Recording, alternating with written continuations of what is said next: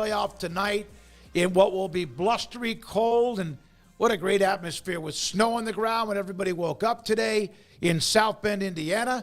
Indiana, the Hoosiers, one of the great stories of the year, and Notre Dame has played very well except that one large hickey when they lost at home to Northern Illinois. I'm David Smoak with Paul Catalina and Craig Smoak. We're going to discuss the 4 first-round games, look at a couple of injuries involving the first round, and then a few more nuggets when it comes to college football. If anything's happened to the portal, anything coaching carousel, and other notes. We also have a segment. Craig's been wanting to do this all week, and we're going to do it today.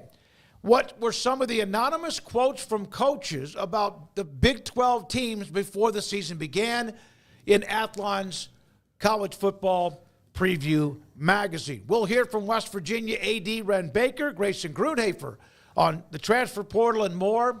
Recruiting, Josh Neighbors joins us too from College Countdown. All right, let's get to tonight. Here is the scene in South Bend, Indiana. This was one from earlier this morning at their beautiful Notre Dame Stadium. A snowman overlooking the field with all that snow and probably a little bit of ice. They are locked in South Bend, Indiana. Notre Dame, the Irish, hosting Indiana tonight. Yeah, I can't wait for this game. I can't wait. I hope it's a little bit snowy. It's not snowing right now. That's where game day is right now out in front of Touchdown Jesus. So hopefully it snows a little bit tonight. I would love to see that. I think both these teams are probably built for this. I particularly think Riley Leonard is built for a game like this. He's gonna have a blast tonight, and I cannot wait to see it. Yeah, well, it's barely over 30 degrees, and there's been snow mixing in and out. So it's been snowing, wet snow this morning, up to an inch, flurries in the afternoon, storm of 1 to 2 inches, and they say even a warning to bundle up for the football game. So, yeah, it's plenty cold, and there's some snow showers expected and some precipitation. So this is what you get. This would be the NFL's nightmare, right? In some ways, they'd be panicking because, oh, my God, it's an outdoor game with weather elements involved. And we've gotten so far away from, not having the perfect indoor environment, it feels like, for a lot of our major games. So to see a playoff game and to see a game with such meaning and to be played outdoors, we've gotten that probably occasionally in some Big Ten games in the regular season, right? But not really, when you think about it, all that much of an impactful end-of-year postseason game that's got weather ramifications to it. So I think that's one of the cool things about having home field advantage if you're a northern team, or if it was December and you're a southern team and it's 85 degrees and you got a team traveling down, not knowing how to deal with the humidity. So that'll probably happen at some point. But, yeah, tonight it probably won't bother Indiana that much, but it'll make for a cool viewing experience for everybody else to know, hey, this is not just some random game. This is a snowy, wintry game, and this is a playoff game. So I think it's perfect for what we want to see tonight. Yeah, it's Indiana. This is like pig and slop for them, too. It's not like they haven't played in snow in the past. And Curtis Rourke, their quarterback, who has been a great story. What a start to the year. And then they had the one loss. Ohio State kind of in the end beat them up pretty good. They've made a nice run to get here. And they kind of buffered themselves late in the year. Unless they just would have stepped on a big turd, they were going to get in the playoff. They really, you saw some teams, whether or not they were going to get in the playoff, the 12-team playoff or not, outside of the conference champions, there were people throwing darts at them. Whether it was SMU or whether it was Boise State, even though they're a conference champion, or other teams. Indiana really kind of had maybe a week or two where people did that, but in the end they coasted to the finish line, and here they are. Look, they're 11-1 in the Big Ten. I mean, what can you really say about them? That would say, yeah, they didn't have the best schedule, but if you want to get it down into the schedule metrics, really, you have to do that for everybody, and I don't think everybody wants to do that because if you point out their schedule, you kind of have to point out Penn State's too, so. Yeah, I mean, I think it's valid, the criticism in some ways, because they didn't play anybody except for Ohio State that was ranked, and that was the game that they lost. So you only play who's in front of you. I'm not going to get into the whole Indiana's overrated conversation. I did find it sort of bizarre how they just for like a couple weeks there when it looked like they might like push somebody else out. It was freaking out over their schedule. And then at the end, like championship week, we're just like, oh yeah, Indiana's automatically in no matter what. It's like, okay, all right, that's weird how that conversation just flipped from them not being deserving to they just get in by default. And so you had people looking at that schedule and saying, yeah, the only team that they played that was actually ranked at any point was Ohio State, and they lost that game by 23 points. So if you feel like they're overrated based on their schedule, you have a fair argument because the only team they played that you feel like has a pulse. But then again, they beat Michigan, they beat Nebraska, they beat Michigan State, they beat everybody that was in front of them. But they were fortunate. Let's not pretend like they didn't get lucky to miss out on Penn State and Oregon as well, and the other top teams in the Big Ten. They got a very favorable draw, but you got to beat who's in front of you, and that's what they did for the most part, and that's why they're here tonight. So good for them, and I think that a lot of the smaller schools out there, even though they've got a Big Ten logo on their chest, they're not a blue blood by any stretch of the imagination, and so schools who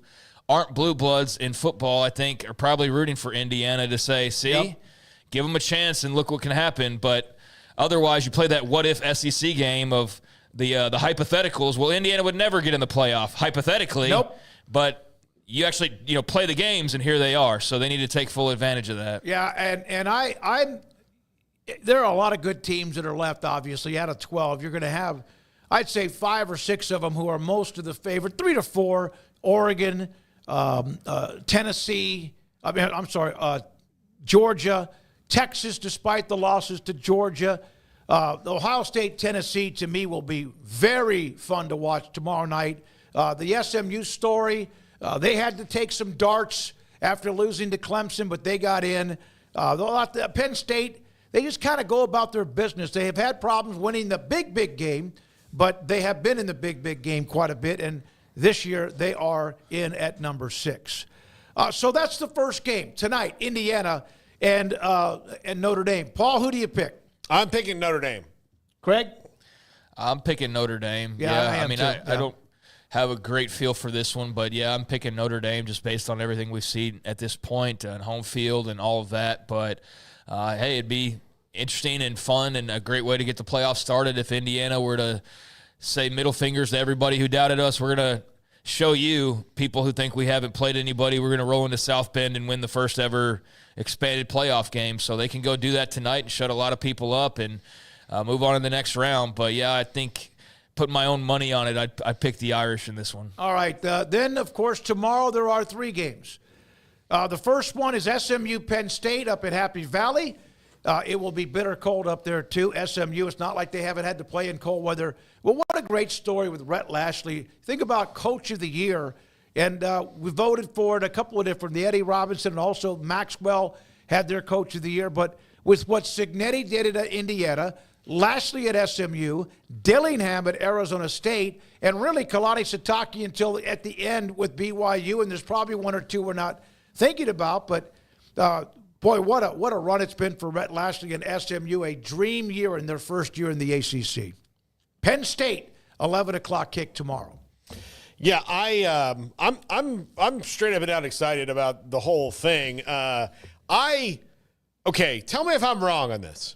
And maybe it's just because I'm biased because we've had Rhett on the show a million times. Rhett, to me, is kind of a cool guy coach. Like, he's dangerous, and he'd be like the Indiana Jones of this thing. James Franklin feels to me like the guy that Indiana Jones has to save from the pyramid or something. Like, he's tense, he's smart, but he's really too uptight, and in big moments, it doesn't seem to work out. I don't think this is the same kind of big moment necessarily than playing at Ohio State or someone, but this is a huge game for Penn State, and I think SMU, I think SMU can go in there and win. Yeah, I definitely think they go in there and win. I mean, they're a really good team, and they're in the playoff for a reason. So I think SMU's got a legitimate shot. Penn State has far more pressure on their shoulders. I think they have all the pressure on their shoulders. SMU even being in this position was completely unexpected. Nobody would have predicted that except for maybe the biggest homer of homers. I mean, totally almost delusional type people would have had to have picked that. And even with the small fan base, I've seen firsthand SMU has their fair share of those folks. But, hey, some of them, I guess, turned out right. And so it's a really big deal. And the fact that they got here before A&M or any other Texas school not named Texas, I think, is a really big deal. But particularly, I think when you look at an A&M and their pride level and their resources and everything, they probably take it a lot more personally than Baylor, Tech, TCU. I mean, TCU's been in the playoff. Texas has been in the playoff. Now here's SMU beating some of the other Texas schools to get there. But I think that really smarts A&M probably more so because they should have been there before in SMU, right, based on everything at their disposal. So SMU has a chance to take it even further and go win a game. I think they've got a legitimate shot. But, yeah, this will be a hell of a game. I think there's a lot of people kind of circling this one as an upset spot because of Penn State's struggles and also because of a belief in the fact that SMU is a lot better than maybe people are giving them credit for. I would love to see SMU win the game. I really would. And obviously that means we would have a chance to watch them and what they do in the next round, which would be SMU and Boise State. Think about that one of those two would then be in the semifinals if SMU can take care of business. I take Penn State at home. I hope I'm wrong, but I do take the Nittany Lions at home. All right, third game. Second game of the night or the afternoon of the day, Texas at home against Clemson. UT with the 2 losses, both of them to Georgia. They have been explosive, and yet the offense at times they kind of disappear, like they lose their focus or whatever. The defense has played absolutely outstanding from start to finish, and they open up the playoffs with Clemson. I think Texas is too deep for Clemson. They're more talented, even though Isaiah Bond likely not going to play in that game. I think I'm pretty confident saying he's not going to, based on what's going on. But Ryan Wingo is really good, and he'll easily, I think, step into that spot. Clemson does not have the kind of pass rush or the kind of playmakers that they had in their glory days. They're still really well coached, and they have a ton of experience, and that's going to make it harder for Texas. But I just don't think, like when you see them against the teams like Georgia, like Texas, it's the depth that gets them. Like they hung with Georgia for the first half, and then the depth got them. And I think that the same thing's going to happen with Texas. This spread is big. It's 12 points. I think that might be too big for me, but I'll tell you, I think Texas wins this game, and whether they cover or not depends on what flavor of Quinn Ewers you get tonight.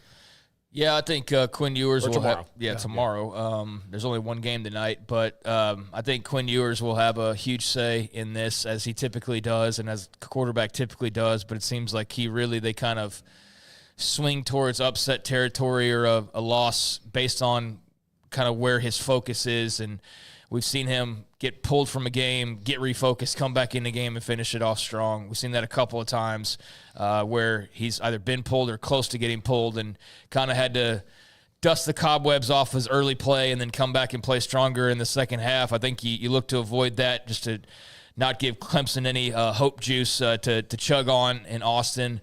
And you just want to stomp all that out as early as you possibly can. So I think a sharp Quinn Ewers, and there's not really much of a chance for Clemson in my opinion, but a Quinn Ewers that plays a little bit more loosey-goosey and is not as sharp, I think that does open the door for a potential upset. But I think if both teams play their best, then yeah, it's a Texas win. I just think they're deeper, they're better, they're more talented, and they've got a lot more at their disposal, both offensively and defensively.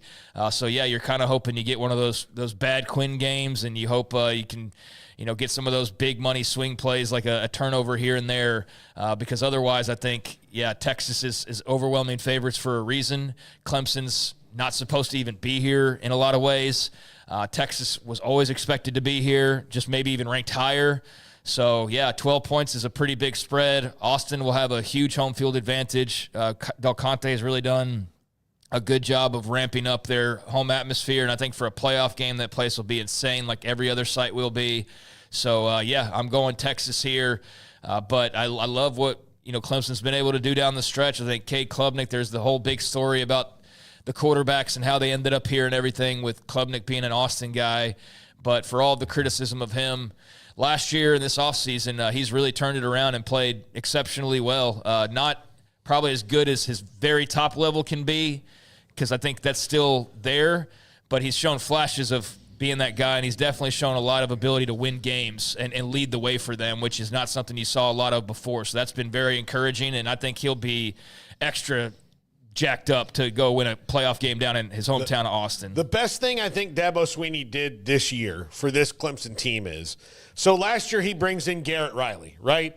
And then he kind of, it looked like when you watch Clemson that he was trying to make Garrett Riley run Dabo Swinney's offense.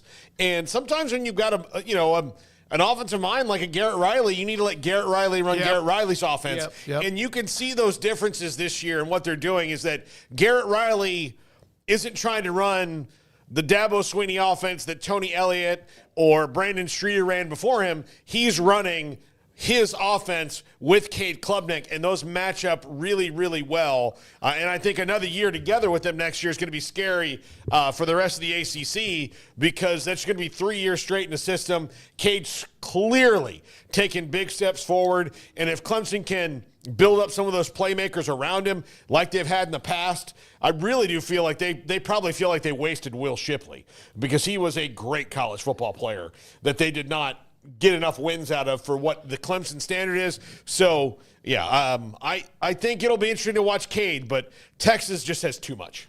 3 losses, but they won the ACC on the 56-yard field goal that we have one of the highlights. Was it Sean McDonough that does the highlight during the opening part of the show? Klubnik had that spectacular long run to help Clemson overcome what was a dangerous game. I think that was against Pitt. And he has played a lot better, but I just think Texas's defense is, I think Clemson's offense will struggle like everybody has against Texas's defense throughout the year. And then there's Ohio State, Tennessee, and Columbus. These two teams can tantalize you. You look back at Ohio State, they have the loss to Michigan, which has to just like kick them in the nuts. And then, of course, they had the 1-point loss to Oregon, who is maybe the odds-on favorite, I guess, even today, and might be for until they lose, if they do, to win the national title. I still like this Ohio State team. They just need, talk about playing uptight. Ryan Day's done that. We know that against Michigan. We'll see what they do against Tennessee. They've got a matchup problem that they're going to have to overcome tomorrow, and that's going to be their patchwork offensive line.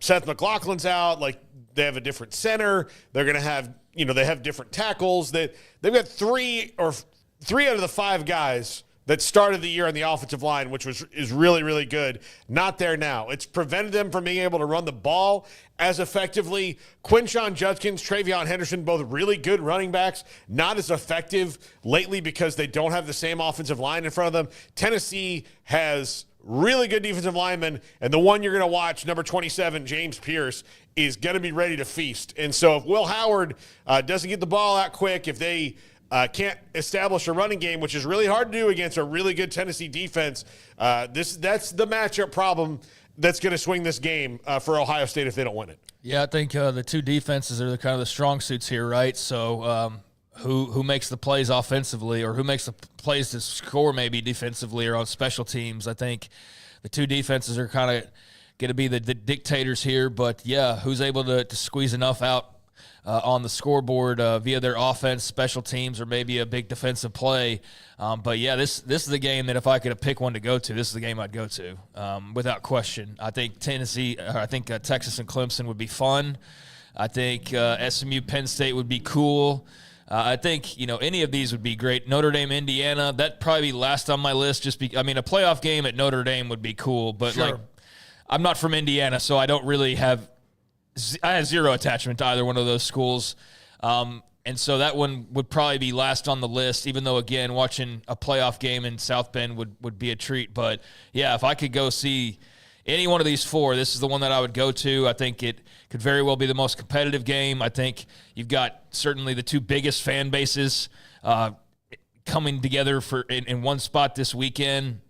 And, the horseshoe is going to be off-the-wall crazy. This is going to be a damn scene. But, yeah, the defenses are both great. But plenty of questions on offense and plenty of questions about, some of the quarterback play as well to make this one a bit of a wild card. Not sure exactly what to expect and very curious about who is the one that dictates who ends up winning this game. Is it a Will Howard? Is it a Nico? Or is it somebody else? Is it Ohio State's star freshman stud, astronomically great wide receiver? Who are the stars of this playoff in all of these games? It's going to be, one of those things we talk about whenever we come back from Christmas, and there's plenty to choose from in this game. But, yeah, this is going to be awesome. I lean Ohio State, but there's part of me that's rooting for Tennessee just to see the Ryan Day reaction and what that would be like if he were to drop this game at home.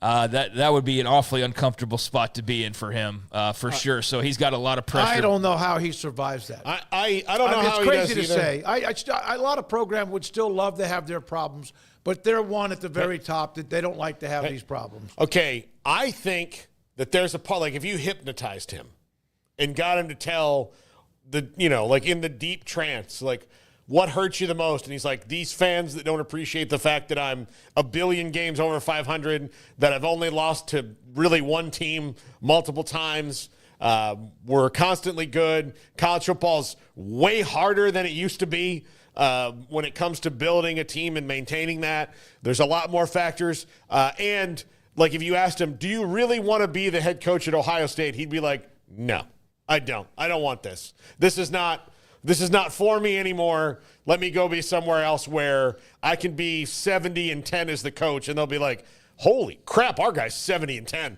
Like, as opposed to our guy, your guy's 70-10. So he didn't beat Michigan. Yeah. There are certain places, if you don't beat your rival at least somewhat consistently, or you get into a bad stretch against them, even if you have had a great run, that it's hard to survive. Mac Brown in the early 2000s Absolutely, against Oklahoma, when he was getting his head kicked in on what seemed like a pretty regular basis, and they were beating everybody else. I mean, everybody else they were beating with regularity, but they couldn't beat Oklahoma with regularity there for a good little while. And that had Mac feeling a lot of heat, despite the fact that they were, 11-1 or 10-2 most every year. But, I mean, there's 1,000 other examples of that. But Bobby Bowden in Miami was never really on the hot seat. He beat them enough, though. Like, he would – the problem with Miami was when he beat them, it wouldn't come down to the end. When it came down to the end, they would lose. But in the close games, Miami had them. And that's where, look, Bobby Bowden probably would have never lost that record to Joe Paterno in the first place had Miami had some kicks going the right way. Osborne couldn't beat Switzer, but there have been some like that. Craig, you want to continue on that? No, there's probably thousands of other examples over the course of time. Just that's one I think of is remembering all of the backlash that Mac got there in the early 2000s, because that was the bugaboo they couldn't get over. Then they eventually did. They won the title, and then it's gone back and forth basically since then. But no, I mean, Ryan Day suddenly can't beat Michigan, and if you can't do that, and then you're also not taking it, okay, well, we lost to Michigan, but we at least went and won the title. It's like, no, not only did you not win the title, but Michigan also won that too. So like that's a triple whammy for you if you're Ryan Day. Oh yeah, the national title. He's having to go up against that. So I think he's got by far the most pressure of any head coach rolling into this weekend's games, because everybody else is on a very sturdy seat where you're not feeling much pressure at all off the top of my head. Like Rhett Lashley could get a lifetime contract, Steve Sarkisian could get a lifetime contract, Kurt Signetti get a lifetime contract, like Dan Lanning's in great. I mean, all these guys. The only one that I can think of, James Franklin. Though James Franklin's feeling pressure, but it even feels like Ryan Day's is another level, because with James Franklin, it's kind of like this is like who he is. With Ryan Day, there's more expected, in a way. And there's a hated rivalry. Right. That doesn't mean Penn State doesn't have one or others, but that's you can't sleep at night. One thing about Mac. He won 9 games his first 3 years with Oklahoma. Of course, Oklahoma won the 2000 national title. And then he won 9 straight years. He won 10 games or more, 11-2, 11-2, and 10-3, though, before the national title. And look what he ended up doing before and afterwards. And yet not that he was like on shaky ground, but even he was taking heat despite what he was doing in Texas. So there we are. All right, we've discussed all the games. When we come back, he's the director of athletics at West Virginia. What a busy time Wren Baker's had. Rich Rod is in place. The future moves forward with the former West Virginia head coach. He will join us. This is 365 Sports. Petty Clinic, lowt.com. Dr. Kent Petty can help you become the high-performance man you want to be, need to be, and used to be. Maybe as you get to the end of the year, you'll start another year. You know, there's New Year's resolutions about feeling better. Most of the time we say that. Do we ever do it? But there are ways for you to feel better, and it's all about how and what is going on inside of your body, men, with your testosterone level. 1 out of every 3 or 4 men have symptomatic issues of low testosterone. Sex drive, ED, energy, sleep habits, just not the same. You're kind of in a funk, and you kind of don't know why because you do all the things right. It could be your testosterone level that could affect you. All right, so what do? Contact Dr. Kent Petty, pettycliniclowt.com. He will get you set up with a lab work. Take care of it for you. Get the results, and if your testosterone level is too low, he can put you in a program to increase it so you can become the high-performance man you want to be, need to be, and used to be at pettycliniclowt.com. Don't miss the best price deals during the wrap-up of your sales event at Allen Samuels. Save big on the truck you've been looking for, like the new 2025 Rams. Designed to be durable, functional, and stylish, Ram trucks give you that first-class feel. Hurry in and shop our great selection in-store or online today. Shop an award-winning dealership with award-winning product. Allen Samuels in Waco. Come by. Let's be friends. Our communities are facing unprecedented times. At Boozer's Jewelers, we care about you and your family. If you're like me, your home has unwanted or unused jewelry lying around. They can have value, and that means we can turn that jewelry into instant cash. This is a great way to get the most value from your unwanted jewelry. At Boozer's Jewelers, we buy all kinds of unused jewelry. So give us a call and let us give you peace of mind and cash for your unwanted or unused jewelry. If you want quality and personalized service for all your air conditioning and heating needs, call Tradesman Services. They're a family-owned and operated company that has served Texans for over 30 years. Tradesman offers maintenance plans starting at just $12 per month and a free service call for all new customers. They're also experts in geothermal design, installation, and service. Visit them online at coolingwaco.com.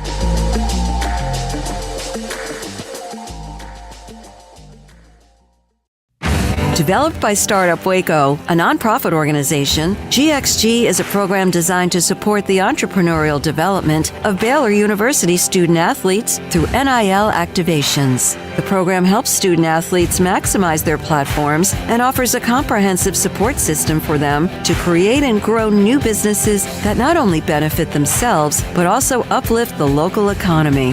Fans who wish to support student athletes can donate to GXG via the GXG NIL Fund, BaylorBears.com/GXG. Contributions to support NIL activations through GXG can be made at BaylorBears.com/GXG. For more information, follow at GXG_GreenXGold on social media and visit the official website www.gxg.startupwaco.com. GXG, empowering student athlete entrepreneurship and uplifting the local economy through NIL activations. This is 365 Sports. The 3 o'clock hour is sponsored by Waco Custom Marketplace. Meats, sweets, Texas treats, and a cut above the rest. 425 Lake Air Drive, Waco. 365 Sports rolls along. First hour, there he is. Man, Wren Baker, Director of Athletics at West Virginia, has been kind of a busy man. Even from the day that he arrived there, we like him, we know him, and proud of what he's accomplished. You have, look at you, you have like shrunk. I have. I've been trying to behave myself a little bit. And the brisket here is great food in West Virginia, but the brisket's not quite as hard to turn down as Texas. So. Okay, we got a hollow feed. Can we do? That's his mic. Oh, okay. All right. Okay. Yeah. So a little bit hollow. I'm not sure. I just don't want to like ruin a segment with you. Go ahead, Paul. Yeah. No. So Wren, you guys went for a reunion tour with Rich Rodriguez. There was certainly like, just based on some of our viewers, there were some people like, never again. He left us. And I'm sure you had to deal with that. What is it like Because that's a unique thing, bringing a coach back somewhere where they've been gone for a pretty long time. Like, it doesn't seem like that long ago because there were iPhones back then, but that was like iPhone 2, and we're on like 16 iPhones now. Yeah, so, I think for us, I tried to put the past aside for a little bit and just look at the resume, look at the experience, and look at what Coach has been able to accomplish over the course of his career. And ultimately, we feel like he's the best person to lead the program now. And we did a fairly exhaustive search. And so I feel good about where we're at, and feel good about him coming back. And we've already seen a lot of people who maybe were, a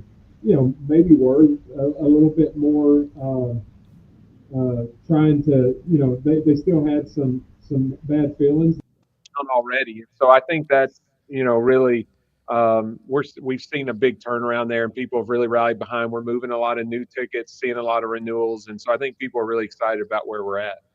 How much of a madhouse was that at the tail end of last week with McAfee and the introduction and just the whole scene? I mean, I think he even said it on Twitter maybe, but like West Virginia was the talk of college athletics there for a couple of days, and especially at the tail end of last week. So just what was that spotlight like and that excitement level?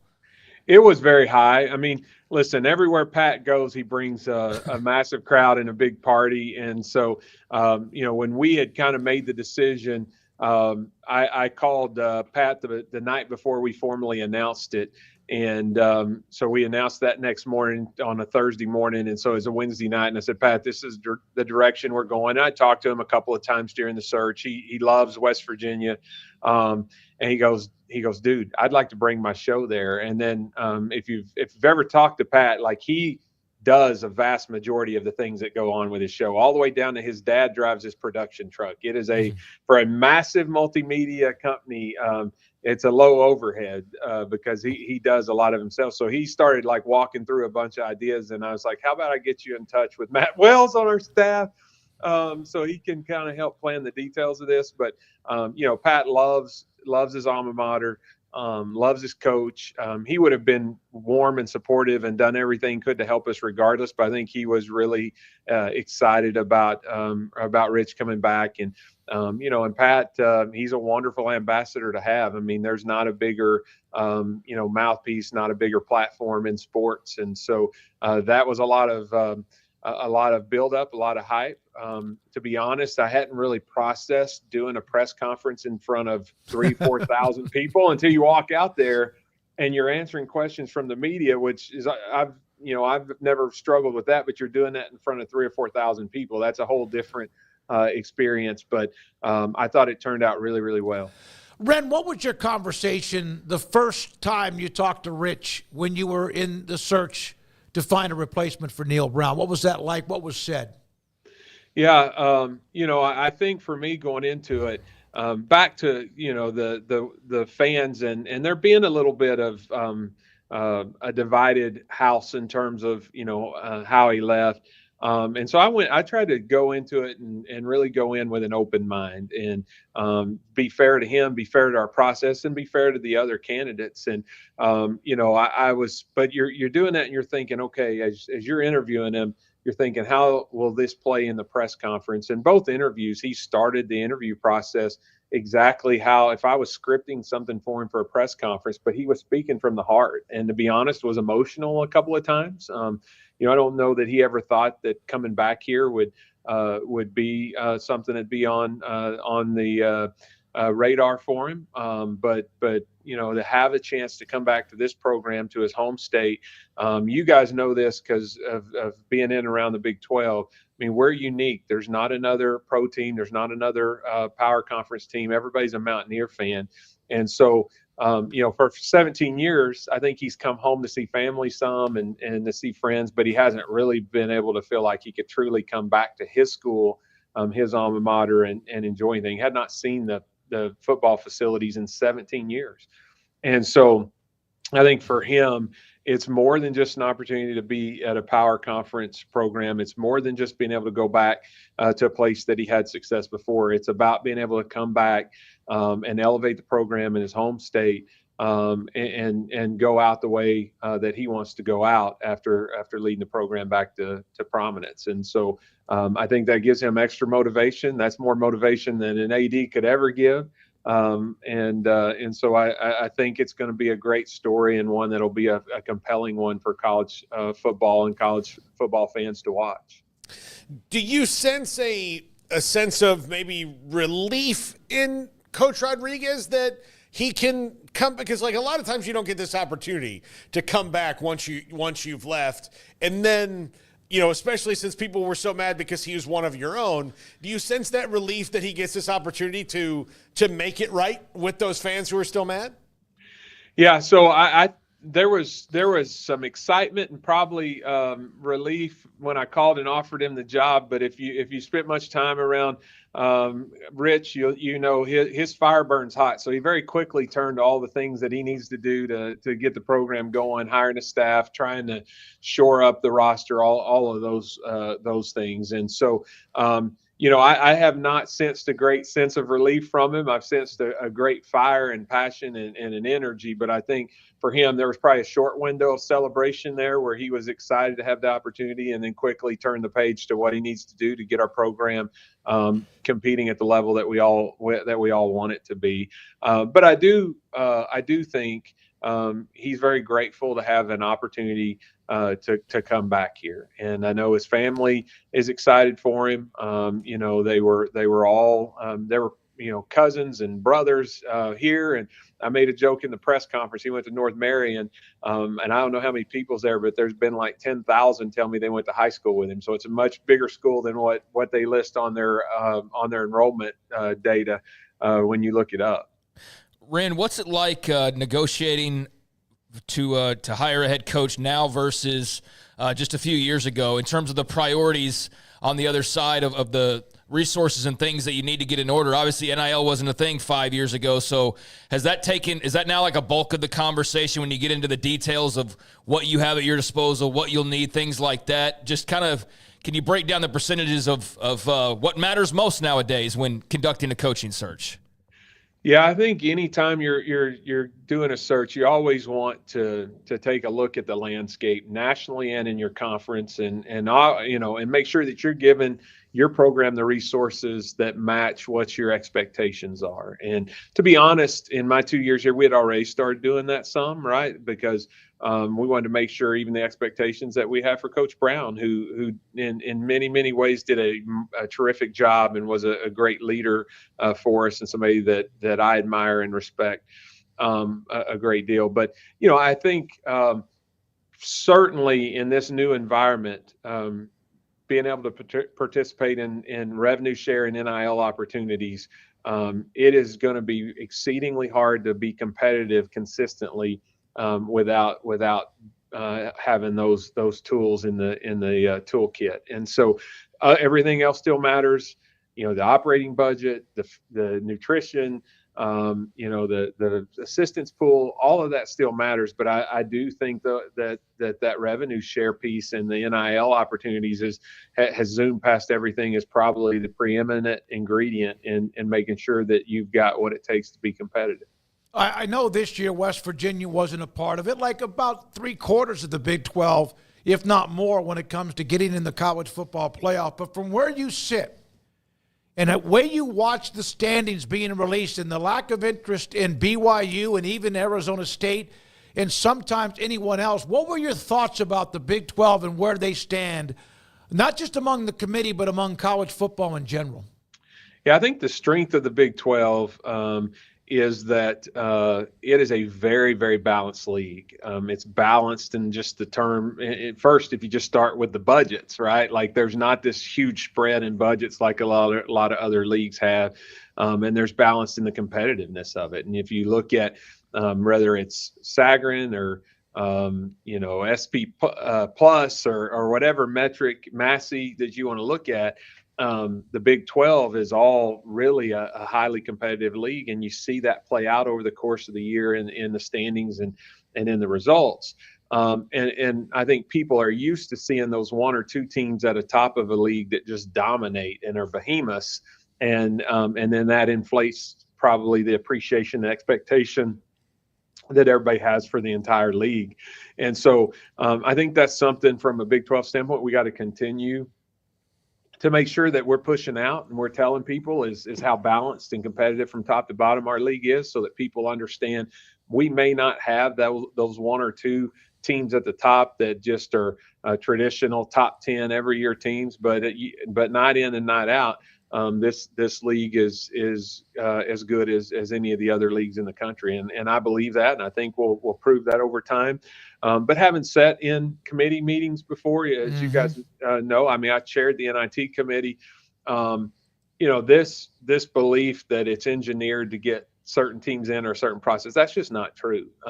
There's a lot of data. People evaluate that data differently. For instance, when I was on the NIT committee, I looked really heavy at non-conference scheduling because I was at North Texas and I knew we can't control our conference schedule, right? But what we can control is our non-conference schedule. So I would point to that all the time. The games that you can control, if you're in a power conference, you're going to talk about, look how tough this conference schedule is. And so every human being is shaped by their own experiences and their own perceptions and their own path that they've walked and that they've lived. And, when you get in those rooms, those different viewpoints affect how people see those things. But here's the thing: you're talking about those things and you're sharing those things.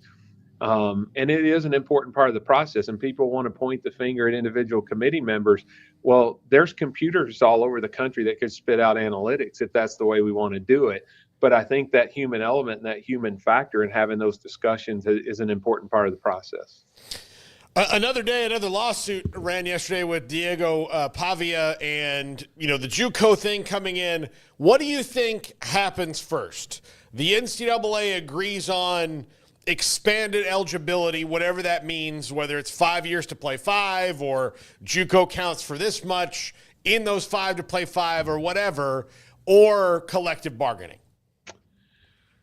That's a great question. Selfishly, I kind of probably want to fast forward to collective bargaining because I feel like that's the only ending that results in us being able to have a system that we can be consistent with. I'm always reminded. So I spent a year as a middle school principal back in my hometown early in my career, and I tell people all the time, people love discipline until it's their kid, and that's what we've turned into in college athletics. We vote all these rules in, and everybody's for the rules until it affects their team or a player on their team, and then everybody wants to try and attack the rule, and it's us suing ourselves. I mean, at the end of the day, and it's lunacy, and now we've gotten to this place where we have no rules that we can enforce, and it's a very, very difficult situation. People want to point the blame at the NCAA. We are the NCAA. There's not a single rule on the books that the membership didn't vote for. Now, it's a large bureaucratic organization. It doesn't move quickly. Change is not affected quickly. Those are fair criticisms, but to point at a group of individuals who work in Indianapolis at the headquarters and act like it's their fault, that like it's not their fault, it's the system's fault. There's really only two paths: collective bargaining or some kind of congressional authority to set and legislate these rules. That's really the only two paths that we have forward. And, I don't know that the congressional one, I don't know how realistic that is, but I do think there's a path with the collective bargaining process. Now that path has some issues too. Like employment is kind of tough, and we're spread across 50 states, and but I think we've got to start to wrap our mind around that might be the only solution. Wren, with all that's going on, have we lost in any way the amateurism's gone? But have we lost the innocence of college athletics? Does that make sense? I know some people say, "Oh, screw that." It's about, but have we lost that in any particular ways with all the rulings, all the changes, and money? And coaches get a lot of money, but have we lost that? Well, I think we've lost some elements of it that are unfortunate, yes. And I tell our donors this anytime I'm speaking. I get that a lot of the changes bother people. I feel like the best thing that college athletics brings in terms of value to the country, besides just sports entertainment, is leadership training. And, when it's just so easy to hit reset and hop in the portal and go to the next place because maybe you didn't like the way you were coached, or maybe you didn't play as much as you like, or you didn't like your role, or you don't want to try to beat this guy out. Maybe there you feel like you got over recruited. I think we're losing opportunities to teach young people. I have two daughters; they're 13 and 10. I always tell them that 73 or 74% of female CEOs in this country were athletes, and I think those things. I think that's a causation, not correlation. I think you learn great leadership skills in athletics. You can learn it in other places too, but you learn how to take criticism and get better, take that feedback and make adjustments. You learn how to operate in the course of a team. You learn how to take instruction. You learn how to take corrective action when you don't do something right. And so those things still exist. And you can go to a practice and see it. I can walk into the gym today and watch our basketball team, and I'll see somebody that doesn't box out or doesn't rebound and gets corrected for it and gets it right, and then gets affirmation from their coaches and teammates. And those are important lessons in life. And I think there's declining opportunities for people to learn that kind of discipline. And so that worries me some. But those elements are still there. You just got to fight harder to keep it. It's just like coaches, used to, you had young people come in as high school students and they learned the culture from your older kids. And then by the time they were juniors and seniors, they were teaching the culture to the younger kids.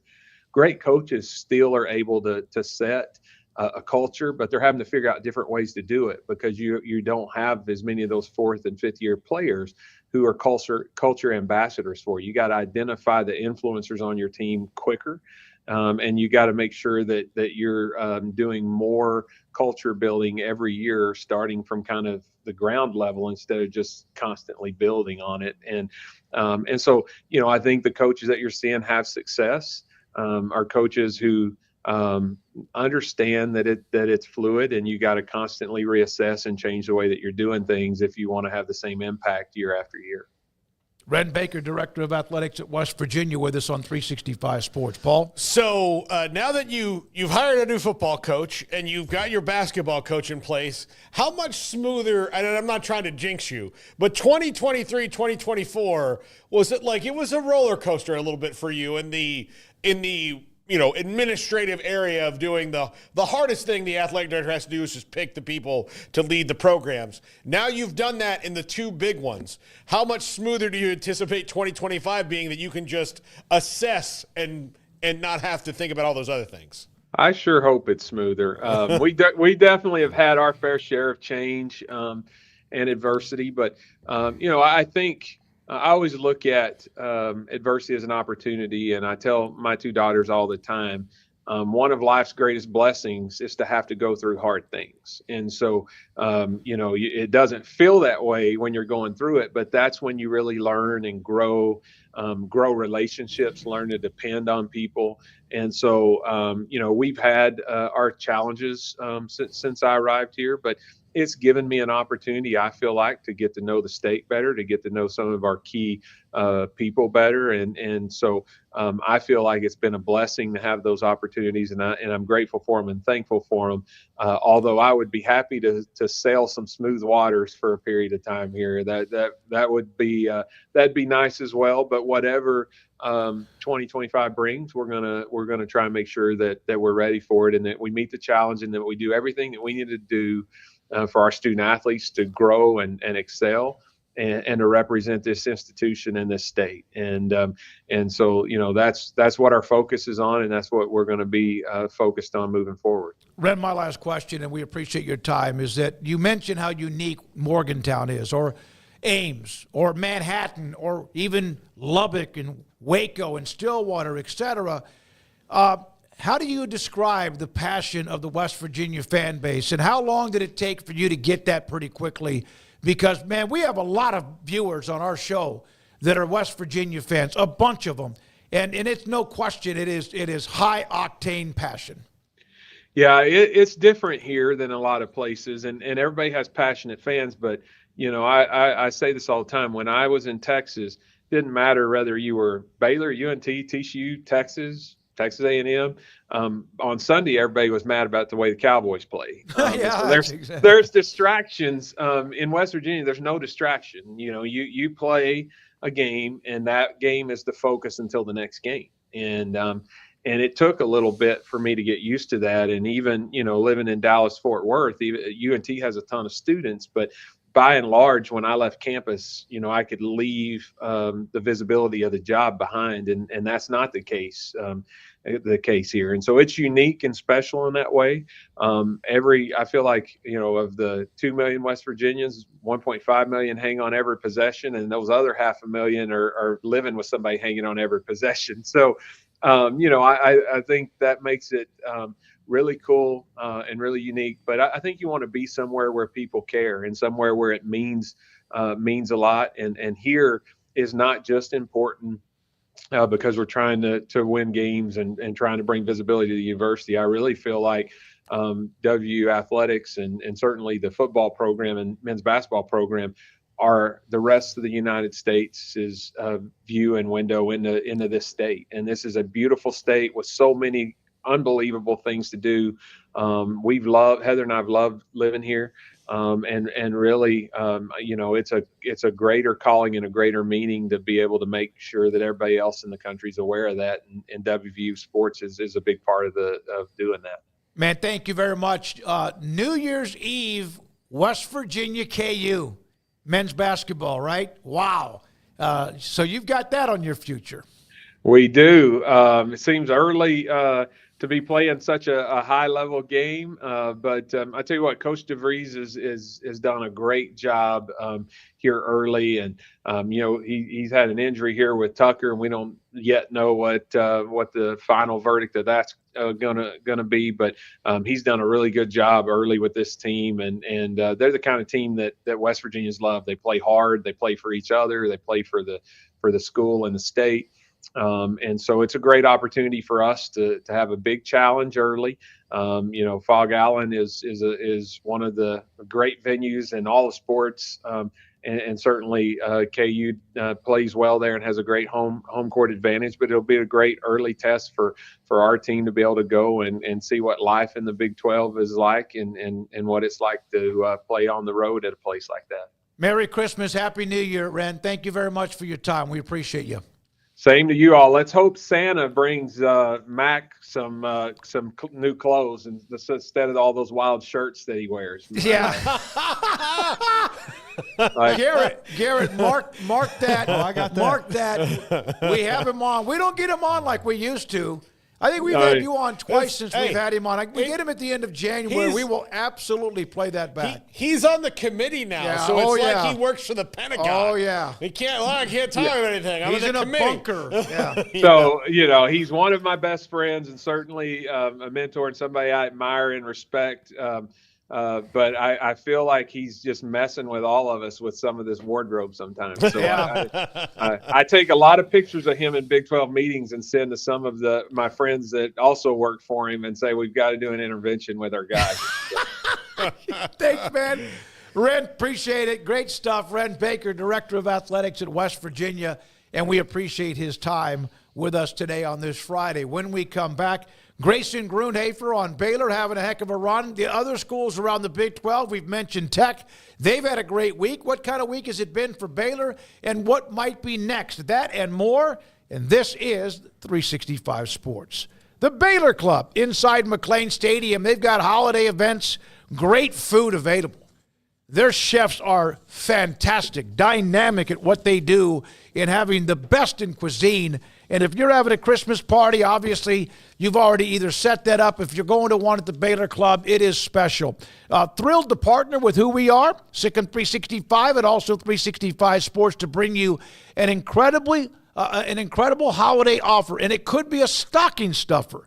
Listeners, that's you, can now join with up to 75% off initiation fees and no dues until 2025. Whether you're a university staff, local resident, or visiting from outside of the city of Waco or out of town, Waco's premier social club, open to everyone. Come by and look around, get a tour. Tell them Smokey sent you in 365 Sports. But remember, up to 75% off initiation fees and no dues until next month. It's the Baylor Club inside McLean Stadium in Waco. Hi, I'm Mark Stewart with Bird Colgan Ford. It's that time of year, it's football season. Bird Colgan Ford is a proud supporter of the best high school football right here in Central Texas. BK Ford is proud to sell the #1 selling truck in Texas, the F-Series truck, 47 years in a row. Come see the largest showroom in Texas and experience better at Bird Colgan Ford.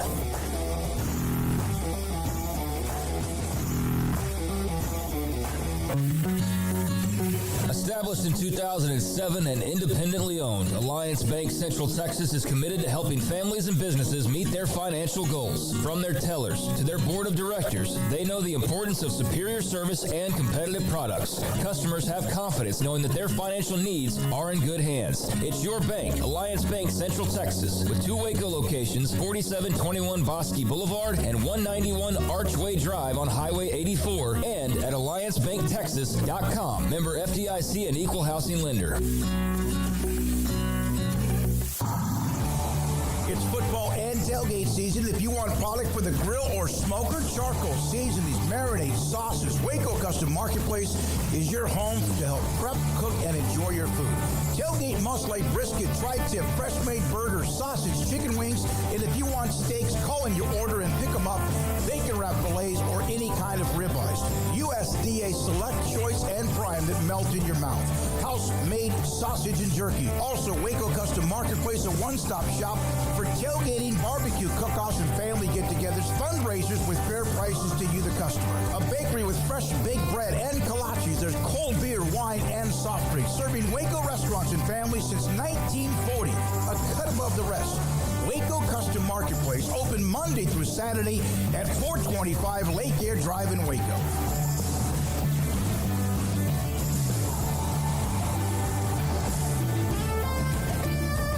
Pizza, burgers, and Bears football. There's no place around Waco that serves them all other than Bubba's 33. Come show your green and gold and enjoy some of Waco's best food and beverages while watching your favorite team, the Bears. When real Bears fans get hungry, Bubba's 33 is the #1 spot for ice-cold drinks, hand-stretched, stone-baked pizzas, and bacon-infused burgers. Join us for indoor or patio dining. Bubba's 33, Waco's restaurant and proud supporter of Baylor Bears football. Sick 'em, Bears. This is 365 Sports. Text us at 254-339-1122. The text line is sponsored by Riverbend's Liquor and Wine, with the most extensive variety of craft beer in Waco. A hidden gem on Lakeshore Drive and 19th Street. Grayson Grundhafer, Stickum365.com, and then also joins us on Fridays, 365 Sports. Grayson, unless I'm missing somebody, they have 2 wide receivers, an offensive lineman, a nose tackle, which, of course, the Dave Aranda defense, anyone needs that if they run that defense. Edge, linebacker, safety. Who are they missing? Well, I mean, there's a few places that we can go with this. I mean, I'm sure we're going to get into some specifics, but quarterback has been a hot topic over the last day or two with the emergence of Walker White, who Auburn transfer quarterback, redshirted there his freshman season. But if he did commit to Baylor after his official visit this weekend, he would be the second highest rated recruit ever at the quarterback position, behind only Jarrett Stidham, who, of course, is an NFL quarterback. So that's kind of been the big topic. So quarterback's one. I would say, they've still been looking at cornerback, trying to shore that up. So we'll kind of see where they go from there. Outside receiver, you mentioned 2 receivers. Both of those guys, Cole Wilson, Kobe Prentice, both seem like slot guys, to me at least, guys who are going to replace Ashton Hawkins and Monterey Baldwin. So they're still looking for an outside guy to put opposite Josh Cameron, essentially to replace Hal Presley and, some of Ketron Jackson as well. Outside of that, still looking at right tackles, I would think. Still haven't quite addressed that. Joe Crocker's a really good one from Louisville, but he's a young guy. So I'm wondering if maybe they want a more experienced option there. And then outside of that, you're kind of looking at a variety of kind of best available types. I would be looking at the defensive line, potentially a defensive tackle type, maybe a nose tackle, linebacker could add another one there. And then safety, that's been one where they added Devin Turner, who I think is a fantastic addition. Might be their most important addition, to be honest, but at least he's up there. And so they could add another one there for depth, maybe a younger guy that's got multiple years to kind of grow and develop. I saw Turner two or three times when he was at Northwestern, played Nebraska at least once or twice. And yeah, he's a banger. He's fearless. I think that gives him some toughness coming up to force the tackles as well. I want to just comment on him because I do remember noticing him quite a bit. Craig? Grayson, in terms of departures, Corey Gordon Jr. jumping in the transfer portal. That name, I think it was the first time I saw a guy and I go, that's interesting. All the rest of the guys that sort of, don't play very much, but here's a guy who was pretty impactful. Your thoughts on Gordon entering the portal? I think he was impactful, but I also believe, he was kind of a guy who was right on that 2 deep line, right? Because until Carl Williams got hurt, he wasn't playing star. But once Carl Williams and Kendrick Simpkins were both out, they had to move someone up, and that's where Corey Gordon, kind of slid in and made some plays for them late in the season. He's obviously been a contributor at deep safety as well, kind of behind the 2 Devins, Devin Lemire and Devin Bobby, of course. But I think Baylor's built some pretty good depth back there. DJ Coleman kind of profiles very similarly in my eyes to Corey Gordon. So I feel like you're kind of just, swapping out the 2 there. And so I don't think that's much of a loss. You brought in Devin Turner, who I think profiles as a better player at deep safety, at least at this point in their respective careers. So yeah, and Carl Williams is coming back. So I think in general, it's one of those guys, you're losing a 2 deep guy, which is probably the first time we've said that, where they're losing a true 2 deep guy. Trey Wilson was kind of right on the fringe of that. And so, yeah, it's tough to lose, but also on the other hand, it gives you another spot to go use potentially on someone else or just kind of test other positions as well if you want to bring in other options. So I'm not going to say it's a good loss because I don't think that one is, a great loss. It's not great to lose any of your 2 deep guys, but I do think it's an area that Baylor can address and more than make up for. What are your thoughts on Walker White? Really good player. This is one where, you go back and you watch him play, and a lot of people have pointed out his accuracy problems, which he definitely had. Very raw prospect in that regard, had a lot of interceptions as well, but it's a little bit misleading because his senior season, he actually completed 63% of his passes, which was 10% higher than what he was completing during his sophomore and junior year. So he took a huge step forward. He took care of the ball more. And then, of course, he goes to Auburn, doesn't play much there. I think part of that is because he still is, in my eyes, a little bit of a raw prospect. I think it was going to take him a little bit of time when he got to the college level. He's a guy who's got a very high ceiling, but I do think he had to kind of mix that in with, more game reps, more experience, and just, more reps where you're actually throwing and trying to complete passes at the college level. It's a much different game, just like you see from college to the NFL. But I think Walker's a great prospect. You don't get inside the top 5 quarterbacks in a class unless you're really good at something. And the things that he's really good at are huge arm, like one of the bigger arms I think I've seen from a potential Baylor quarterback. I mean, his arm's huge. I mean, he can make every throw because of that. And then you also look at his feet, right? He's a very good runner, ran for a bunch of yards, 30 touchdowns. He's big, he's physical, like 225 pounds, but he's also fast. Like, I think he's the closest thing as a runner that Baylor, has kind of evaluated or had on campus, or potentially a guy who could end up at Baylor since, someone like a Seth Russell. I don't think he's as fast, but I do think there's more athletic upside there with him. So you put that all together, I think he's a really, really good prospect. And it makes sense, right? Why Baylor would want someone like that, and someone who not only could come in and be the backup next year, but also, I mean, he's got 4 years of eligibility. So you're talking about a guy who could be the starter at Baylor for 3 years. And, for Baylor to get a blue chip prospect, a guy this highly rated with the kind of offer list he had, that's very hard for Baylor to accomplish during high school recruiting. So getting an opportunity to do that through the transfer portal is very important. And I think, this is a situation where, we're going to see if Baylor can finish the deal here, but I think they're in a great spot with him coming into this visit, which, should end tomorrow. So in line with that, what are they looking at here pre-Christmas as far as trying to get more ducks in a row and get more guys involved potentially in this class? What does that kind of look like with Christmas break and the bowl game and all of the timeline that's going on right now? Right. So the dead period, starts after this weekend. And then, of course, the last day of the players being able to enter the portal is December 29th. And so that's going to be very interesting, right? Because we got a lot of bowl games coming up in the next, 9 days. And so it's going to lead to a lot of guys making decisions on whether they're going to enter the transfer portal or not. So that's going to be something to definitely keep an eye on with Baylor. I think potentially you'll have more visitors this weekend. We'll see on that. Baylor's been doing a really good job of, I think, just spreading out their visits and bringing in the key priority guys and then eventually, landing those guys. They have a very high hit rate already through the transfer portal. And I think they're looking to continue that. But I also think they're being patient, and they have been throughout this whole process. They're waiting on the guys that they're waiting on the evaluations. And then once the evaluations come through and they feel good about a prospect, they're getting them on campus. And they're also being very quiet about it. A lot of times you're not seeing it publicly displayed all over social media as much as other schools. And I think it's allowing them to, keep guys hidden, but also, bring their true priorities on campus and then land those true priorities, get the guys in the building that you want to get. I think Baylor's doing a great job of that. We'll see how they finish things off, but that's kind of where things are at right now. They have a few guys that they've offered, a few guys that have gone on visits that haven't made a decision yet.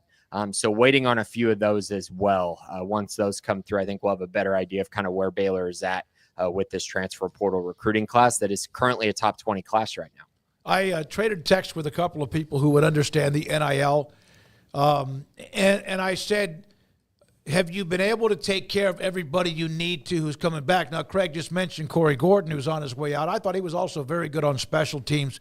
But and they said, yeah, pretty much. They've been able to do that. How much would you say on a scale of 1 to 10 where they are now, where they were at the end of last year, and where they kind of seem can be confused even, Grayson, 2 years ago at this time? I mean, it's not even close to what it was 2 years ago. I mean, Dave Aranda's admitted it. There basically was no NIL. They weren't utilizing it at all, really. And so that set them really far back. And I think it took them time to kind of adjust to that. And you saw it last year, right? You saw the class was a lot better. But the problem with last year was they were coming off of a 3-9 season. And you're kind of coming into this year with, these questions about, is Dave Aranda going to be the head coach for a long time? Is the staff going to stay? What's going to happen? And that kind of takes you out of the running for a lot of guys, and to be honest. And so they did a pretty good job with the class last year. You saw a lot of guys that hit and made an impact, but you also saw, there were quite a few guys who did. And so I think you come into this year and it's very different because Baylor just, 8-4. I mean, that's a heck of a season, a heck of a turnaround. You see the momentum. I think when you look at the offense, there's a lot of guys who really want to be a part of Jake Spavital's offense. Catch passes from Sora Robertson, protect for Sora Robertson on the offensive line. There's just a lot of intriguing parts to this offense that's going to make it very explosive, and I think makes it very conducive for offensive prospects to want to play. And then on the flip side, defensively, you got a lot of open competition and a lot of open playing time available for guys. And that's very intriguing. You're losing a few guys here and there, like a Matt Jones or, Trevin Maye, but, and then on the flip side, you're looking at positions where it's like, maybe we need some competition there. Maybe there's some guys that could get passed up if we bring in a transfer, and that's just going to make the entire defense a whole lot better. So there's a lot of things working for Baylor, but the biggest thing is that Baylor won football games. That plain and simply, them winning football games put them in a different level, gave them a better opportunity with potential prospects. And then, of course, catching up with NIL, which they pretty much did last year. I think it's at an even better place now, but now they have wins behind it and momentum behind it. And that is just something they certainly did not have last year. Grayson, Baylor unveiled the uniforms they'll be wearing for the bowl game, and LSU countered. They're going to be wearing the white helmets. I was wondering when Baylor had the yellow helmets, like that was kind of confusing playing LSU, but LSU is going to wear white, so that got all cleared up. But that was just a part of the tease for this game. I don't think we'll talk to you again before then, most likely, but Either way, your thoughts on what this game against LSU means, if anything, and just what you see out there as far as what matters here in this game and in this matchup for Baylor football. I think it means a lot going into next year. I'm not going to say that it means a ton in the grand scheme of things. Like if Baylor loses this game, does it take away what they did this year? No. If they win this game, does it drastically shift to, wow, this was one of the best years ever for Baylor football? No. They're still going to be an 8 or 9 win team, and that's a very good year. That's the kind of years that I think Baylor fans would love to see consistently, right? These type of seasons, and then you have your outliers of winning a Big 12 championship potentially instead of what Baylor has been, which is win big and lose big. And you kind of want to have somewhere in the middle where you're consistent and then you're winning big at times, but you're not having these big drop-offs. So I think it's big in that regard. I think playing against a school like LSU, you look around at these other games in the Big 12, this is one of the biggest opportunities, I think, for the Big 12. Outside of Arizona State, playing Texas or Clemson, I think this is the game. Right. I mean, they're playing a blue blood school. I believe LSU is right on that blue blood line. And I think they're a program that has a lot of talented guys. They're not planning on going to Houston and losing this football game. I don't care who's playing for them. They sold out their allotments. Their fans are still excited and ready to go win this game. They have their quarterback back, who I do believe is an NFL caliber guy. It's going to be a battle. And both teams are fighting for a lot, I think. And both teams are fighting to try to continue momentum into the offseason and then build that momentum going into next year. And LSU's on a 2-game winning streak. Baylor's on a 6-game winning streak. So both teams are coming in with some momentum, and they're trying to carry that momentum into the offseason and then, of course, into next season, which in my eyes is the biggest reason why Baylor needs to win this game, because there's so much momentum right now, and you just don't want to see any of that end. And if they win this game, obviously it's just going to be through the roof going into the offseason, in which, truthfully, Baylor, there's a very good chance Baylor could be picked to, maybe be the favorite in the Big 12, or at least be you don't want to do that. 3 teams. You don't want to be the favorite, not in this conference. You don't want. I know what you're saying. Yeah. Grayson, but you don't want to be the favorite. That always seems to end very poorly. Hey, man, thank you very much. There are times when I get inside the forums and I see so many different stories about the transfer portal. Before that, of course, National Signing Day and high school recruiting and so much more. Appreciate what you have and appreciate your time, man. Have a great, happy holidays. We're off all of next week, so enjoy a break from us, too. Thank you. Thanks, guys. Merry Christmas. Right. Grayson Grundhafer, Sickum365.com, recruiting analyst, director, and also a part of this show. Friday afternoons in usually 3:45 or so today, running a little bit later. All right, when we come back, we have jumped into the college football playoff standings, games. We have Josh Neighbors in the 5 o'clock hour, Paul's Top 5 to wrap everything up. Let's do this. Anonymous quotes from coaches on the Big 12 teams before the year started from Athlon's preseason football magazine. There are a couple of transfer portal notes that we'll also get to, some nuggets on that. We appreciate your time. This is 365 Sports. TexasBeefHouse.com. Man, that was one of the best things that ever happened. I got a call from somebody that used to listen to us when we were on the radio. He said, hey, I got a sponsor for you. I think I have someone that I want you to talk to as they're trying to expand what they do. I'd never heard of them. He told me about the Duvall family at TexasBeefHouse.com. Remember, I lived in East Texas for 3+ decades.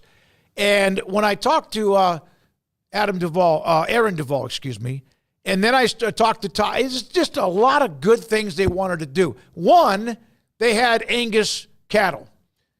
They were going to have Wagyu beef, steaks and more, hamburger beef, all patties.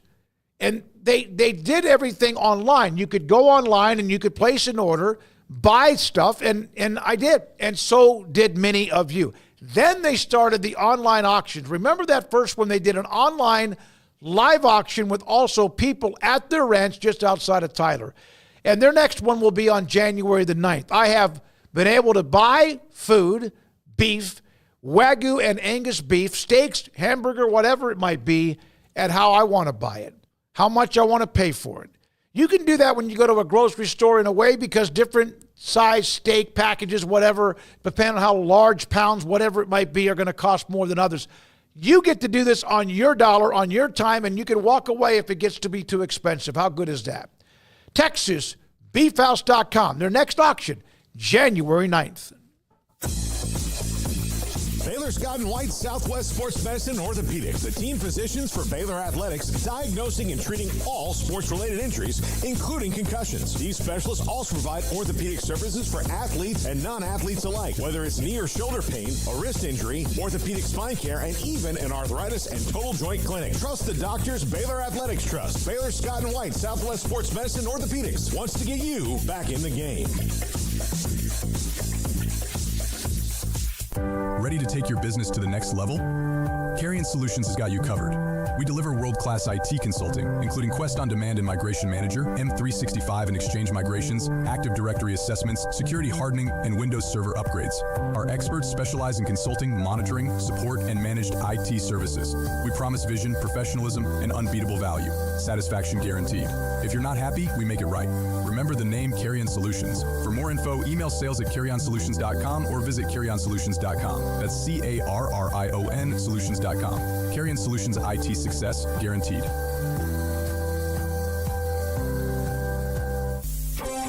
Developed by Startup Waco, a nonprofit organization, GXG is a program designed to support the entrepreneurial development of Baylor University student athletes through NIL activations. The program helps student athletes maximize their platforms and offers a comprehensive support system for them to create and grow new businesses that not only benefit themselves, but also uplift the local economy.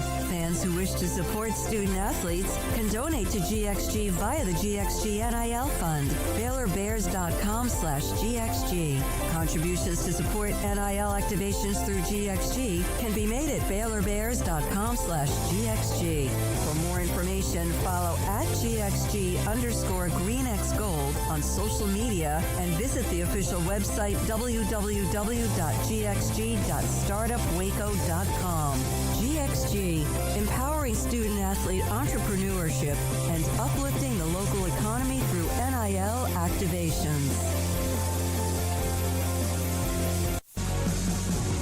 This is 365 Sports, powered by Sikkim365.com. The 4 o'clock hour is sponsored by Boozer's Jewelers, the wedding ring store, specializing in custom jewelry and repair, all in-house. Now here's David Smoak, Paul Catalina, and Craig Smoak. All right, Big 12, Arizona State won it all. Beat Iowa State in the championship and absolutely made so many of the media and anyone else that had their poll, even the coaches, look silly. The Big 12 can do that to you. And, of course, Indiana with what they did in the Big 10 didn't win it all, but they surely weren't expected to be who they are, and not were, but are right now. So Craig had this idea, and we would kind of had it on the radar, not off the radar, but on the radar, and it's just a good day to be able to go through this. So we're not going to put up graphics or anything. I'm going to mention a team, mention a quote or two about that team, and then we can discuss it about how off they were, these anonymous quotes from coaches on the Big 12 Conference. Start with the team that won it all, Arizona State. You could understand Kenny Dillingham, vision, but it's still a ways on down the road. They lost Jaden Rashada and 2 of his best targets in spring ball. That's not great, but you can't claim you're surprised by losing that quarterback. He's operated as a free agent since he got to the college level. Sam Levitt is a solid replacement for Jaden, but that's not the same ceiling or skill set, certainly. Well, look, he's kind of one in that. I don't know how good Jaden Rashada is going to be, but I do know that he's at least the 3rd-string quarterback at Georgia right now. So he went there.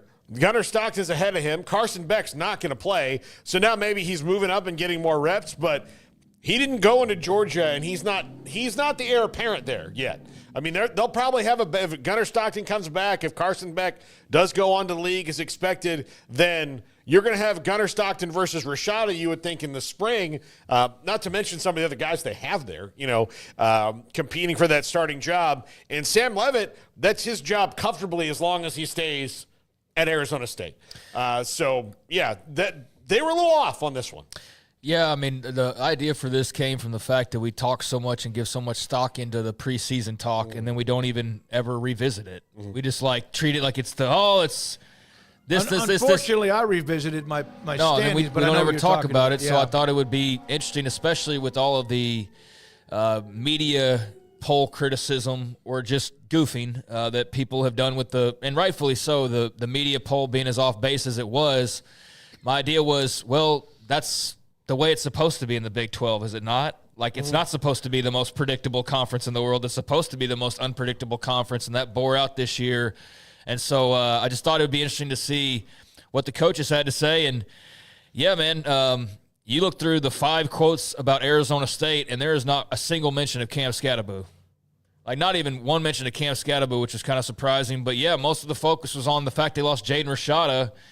And I think people thought that Sam Leavitt, this quote, would be a solid replacement, but not the same ceiling or skill set. Well, shoot, he's a better quarterback right now than Jaden Rashada is. We'll see with Rashada long term, but Sam Leavitt was much better than I think probably most people anticipated. But, yeah, the Rashada thing really did grab a lot of headlines there in the offseason. You missed a couple of them here. This is a long-term rebuild now with more reduced scholarships after the Herm Edwards stuff. There's some good pieces here, but it's an uphill battle and will be until they can create some consistency and start selling some success. How about going and winning the Big 12 for that long-term rebuild? So, yeah, safe to say coaches weren't exactly accurate in their preseason expectations either, but I did see that probably the best quote and the most accurate was that Kenny's a really good recruiter. They're making more and more inroads in the state and in Texas. They're thinking long-term. But, yeah, nobody was expecting them to be as good as they were as quickly as they were, or probably expecting Sam Leavitt to be as good as he was initially, and put a lot more stock in losing a Jaden Rashada, although until I read this quote, I forgot Jaden Rashada was even on their football team, to be honest with you. When I saw that, I said, oh, yeah, he was there, wasn't he? Yeah. Yeah, I agree with you there. All right, let's go to Colorado. It's going to be a circus just like last season, so expect the unexpected. Well, that turned out to be true. The unexpected was Colorado's really pretty good. The known quantity is at quarterback, but when you look at that kid, Shedeur Sanders, away from the hype, his dad, he can make legit throws and has an innate talent and great instincts. All that proved to be true. Expect improvement at skill positions across the board. They're aggressively portaling, but they need to put some studs opposite of Travis Hunter, and they did. It doesn't matter what noise Prime makes. They cannot have winning season without a functional run game and a legitimate offensive line. That's the one position group. You can't really portal in one particular cycle. If they're halfway better there, they'll have a winning season. All of that turned out to be, a lot of it, they took care of their problems. They do not have a functional run game. No, that's the one part where they're wrong. That's the one part where they're wrong. They do not have a functional run game. Well, they're not wrong. You said that they needed one, but they did not. Yeah. But they still turned it around in spite of that because they were just so good. The offensive line was better. Shedeur was not under attack. They were better at pass blocking. They still do not have a functional run game. And that was the thing. And that's the thing probably that hurt them in a couple of their losses this year. Is sometimes you got to be able to just run the ball, particularly that Iowa State or the Kansas State game where Kansas State's going to get the lead and they're going to run the ball and take some time off. And then no matter how good you are and how fast you can go, when you're under the gun, you're going to make maybe more mistakes than you would normally if you're not. So if they can fix that going forward, because, Caden Salter is good. He's not Shedeur. Okay, we don't know what Juju Lewis is yet. So they've got all that to build on, but really almost all that was right. The biggest thing this year is they had a functional defense, which last year they were turnstiles. And this year they come in and were very, very, very good. I'd stop short of saying great, but they were very good, especially when they really needed to be.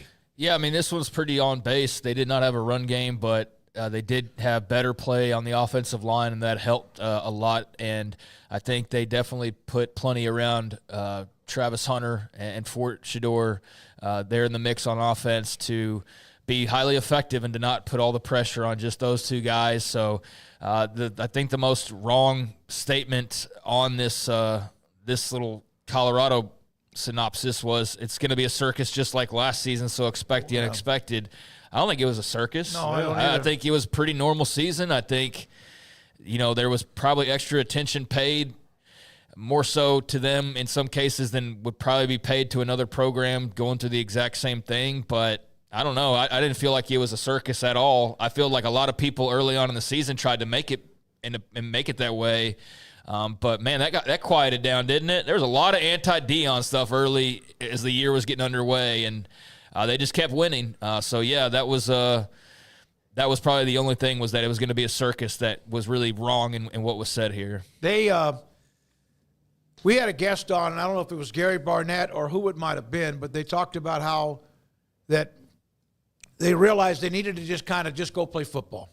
Go practice, go play, and they turned out to be, I thought at the end of the year, Kansas ran up, 300 yards on them and beat them up. But they turned out to be I enjoyed watching them play, and I enjoyed watching the defense get after people after being run over so much, especially that early game against Nebraska. Here's the dilemma, too, for the folks who want to do, like, the Go Big 12 thing, and I totally understand, like, wanting the conference to succeed, but if you're also anti-Colorado, then you're just spinning your wheels, because if you want the Big 12 to be as the best as it can be, you need Colorado to be good with Deion as head coach.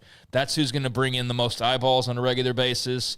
That's who's going to create the most attention for you. And I don't think any of us want to root for a Colorado dynasty, but that's also what you walk into when you're like, what's best for the league? Well, it'd probably be Colorado, like being a playoff team would probably be best for the league in terms of eyeballs. But, yeah, that's going to be tough for anybody to do in a league with as much parity as this one. But I'm so interested in what post-Shedeur, post-Travis Hunter Colorado does look like, and whether or not there's more of a run game, because they still didn't have one.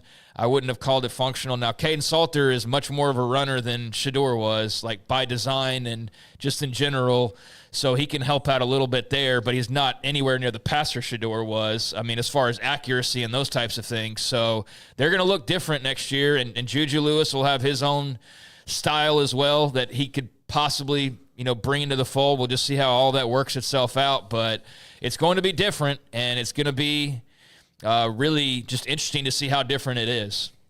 Colorado, would it surprise you if I said by the end of the year, as bad as Shedeur is running for his life early, ended up with 2 less sacks allowed than they had on defense? After the Nebraska game, it would have shocked me because they had 37 sacks allowed. They had 39 that they themselves had on defense. Well, the way that Nebraska played against Colorado is exactly how Matt Rule wants them to play every single game going forward. And what Colorado had in that game was completely exposed to what they had been. And it's a credit to those coaches and players that after that moment they came together, because Shedeur's body language, actual language, and attitude after the Nebraska loss were bad. And if you, I promise you, the teams, when we get in this 4-month-long NFL draft, spin cycle of things, the one bad thing you'll hear about Shedeur is that Nebraska game's going to come up. Yeah. It's going to come up again and again and again. What I don't think is fair to Shedeur is, okay, in the 9 games after the Nebraska game, did you see that from him again? No, you didn't. Okay, so while he might be, very much his father's son and an apple that fell really close to the tree, you know what? He grew up a little bit. He took that moment and grew up a little bit and became the leader they needed on that team. And because of that, I think that slowed down the circus a little bit. And I think one of the things that I'll never know was said, we'll never know. I do think Deion maybe went to the Sanders boys and Travis and said, hey, we like some flash, but until we get our heads above water, why don't you just turn down the volume to 7 or 8 as opposed to 10? Yeah, he just went back to being maybe a football coach. By the way, one other note, and I know we need to move on to somebody else, but one of the things that's been overlooked is how good their special teams.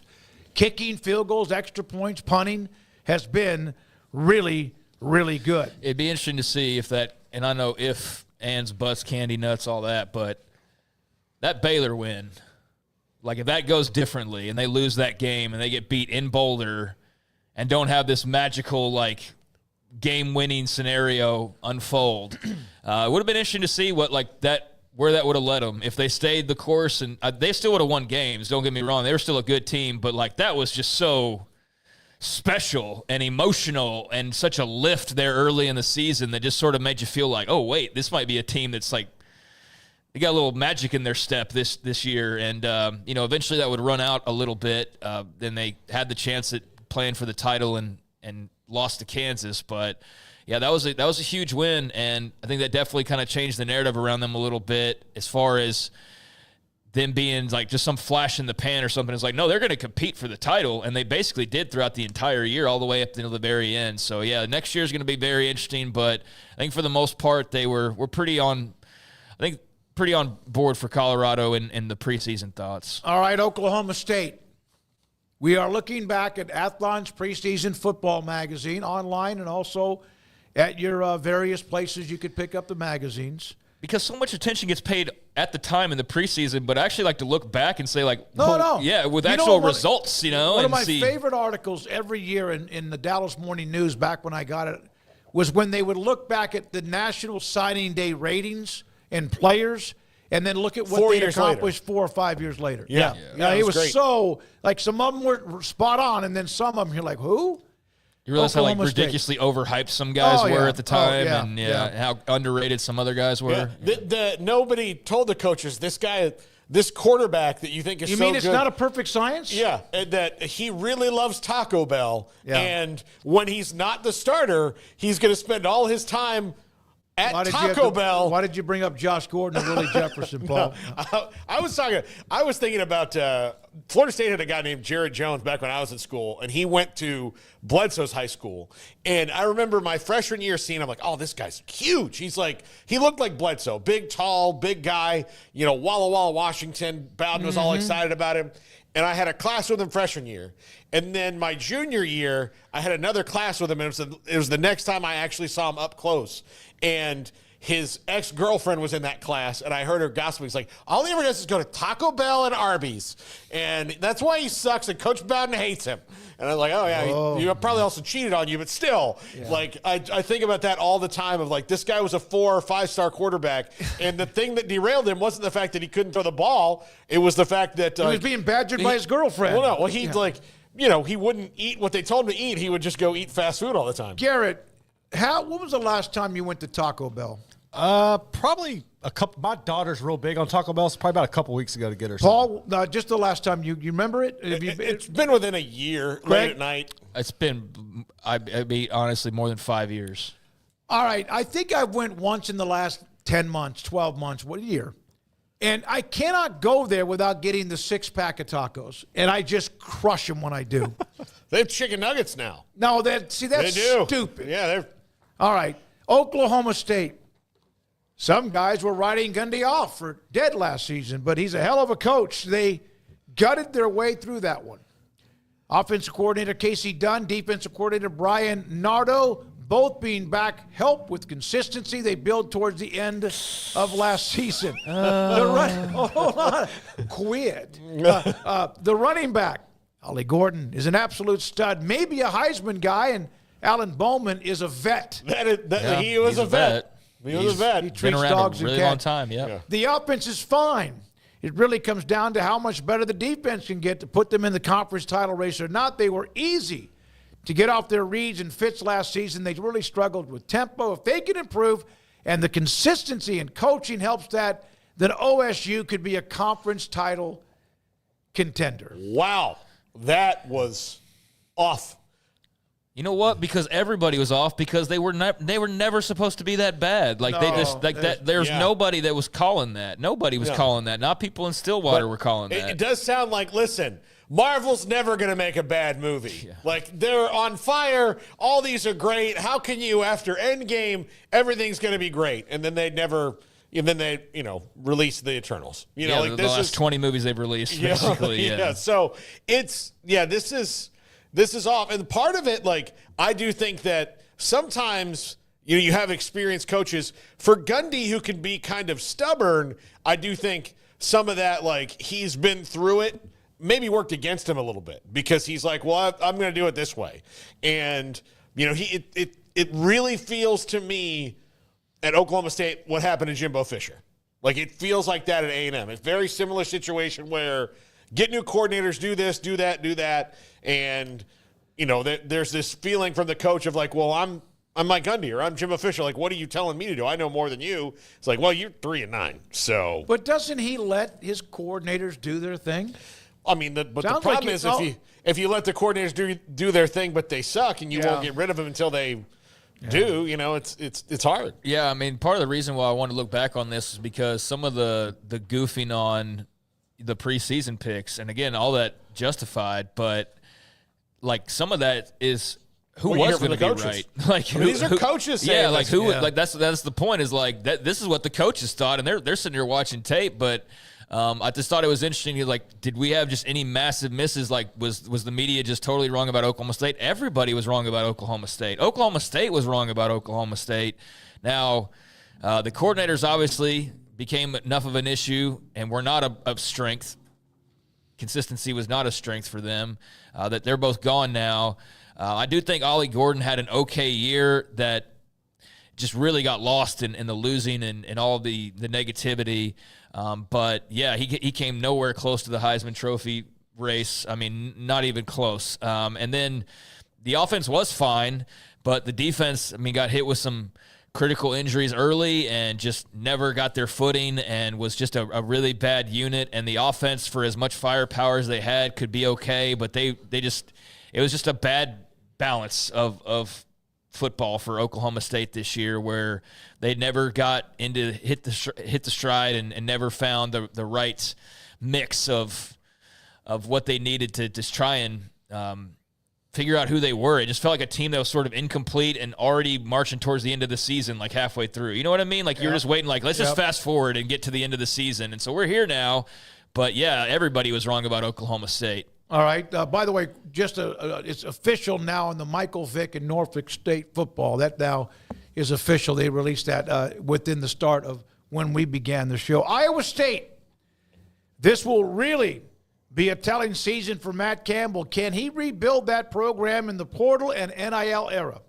A few years ago, it seemed like his name was out there for every job, and then fell back to earth. They didn't show anything from the new offense in the spring, but I don't think it's going to be a huge departure. That's why you make an internal promotion. Their issues are talent-based, not scheme, not culture.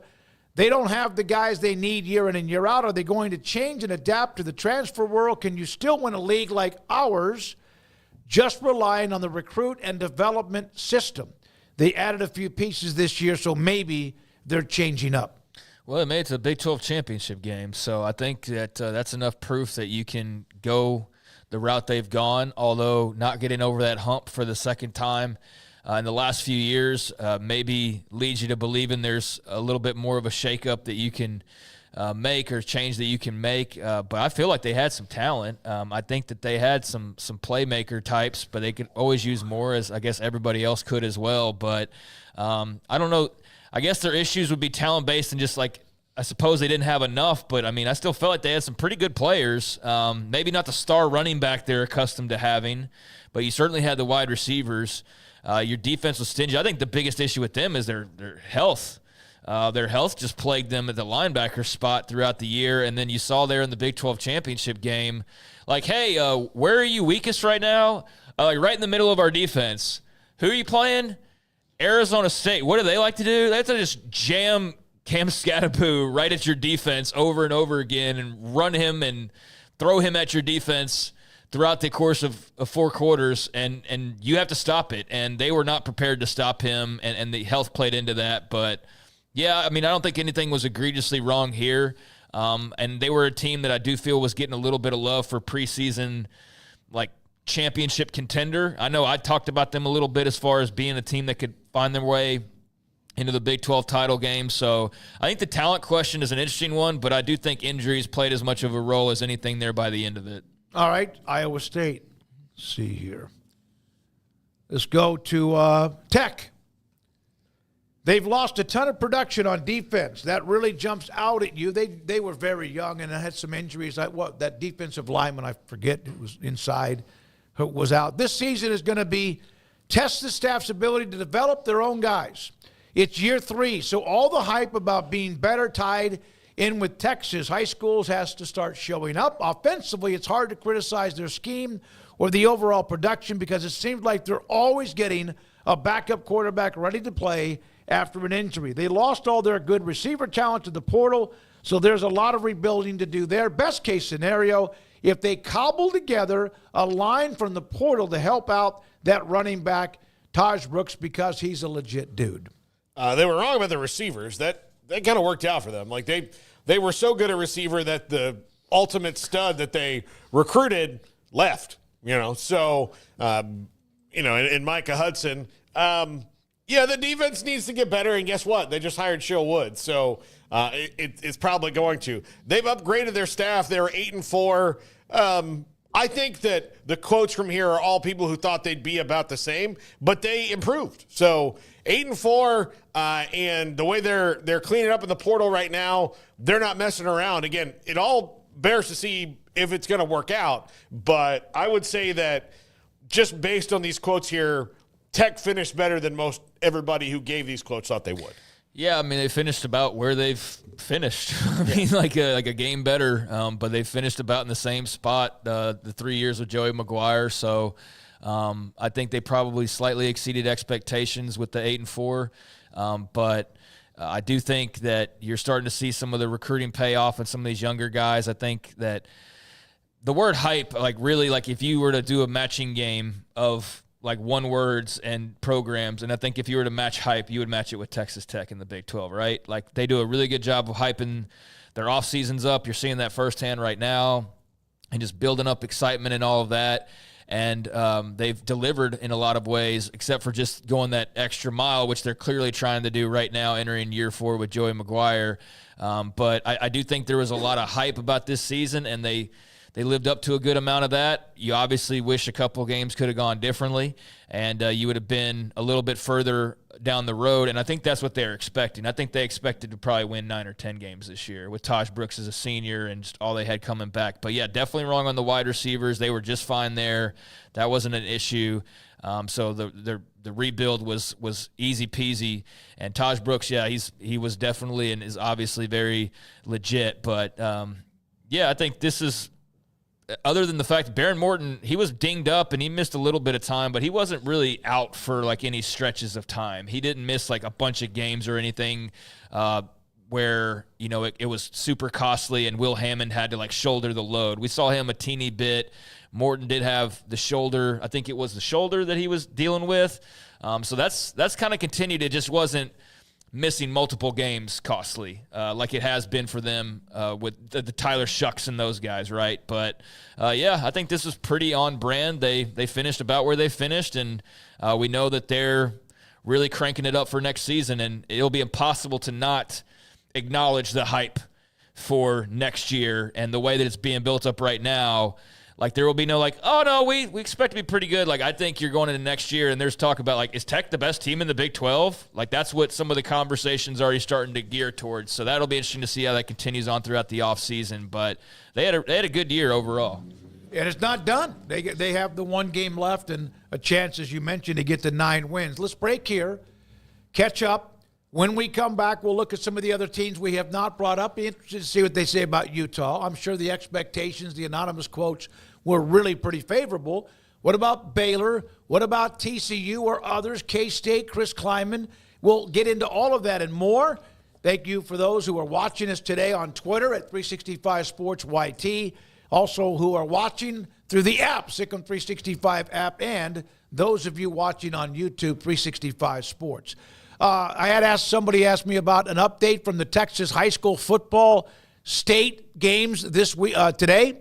Earlier today, Carthage beat La Vega 5 minutes from where we are, 5 to 8 minutes from where our studio is, 28-14. Scott Surratt, the head coach at Carthage, just won his 10th state title. Alito has the record with 12. Scott Surratt now, personally, by himself, in 18 years, has now won 10 state titles. His son was the quarterback. And Salina, who I have been told by coaches who played them was the best pound-for-pound team in Texas, leads Kilgore at halftime. A good Kilgore defensive team, 27-14. 14. Their quarterback is having a huge day. When we come back, more on what did coaches say anonymously about teams in the Big 12. That's next. This is 365 Sports. Alan Samuels, Dodge Chrysler Jeep Ram Fiat. Paul mentioned he was over there today, had to turn in a car that he was allowed to drive while his was getting fixed, and all the great deals they have on the lot right now with Christmas around the corner. Ted wanted me to mention something. What? There's tons of tax incentives, too. Oh, okay. He said, say it today when you do the spot. And well, Ted, thank you for telling Paul. Yeah. I haven't seen him today. Hey, I'm driving a loaner car, too, and I have for about 3 months. As mine's finally getting fixed, my Ford Explorer that I bought pre-owned there. All right, good. A lot of tax. Yeah, and if you're a business owner, you can get a vehicle or fleet and, hey, get that flipped around before the end of the year and take advantage of a lot of those tax discounts and deductions, too. The Wagoneer Series 3, the Grand Wagoneer Series 3, with $15,000 off MSRP or 3.9% financing for 72 months. There's 0.9% for 72 months that continues in the Ram 2024 Ram 1500. Also, the solid 2024 the 2025 Black Widow Ram 1500 Crew Cab. The 2024 Black Widow was sold.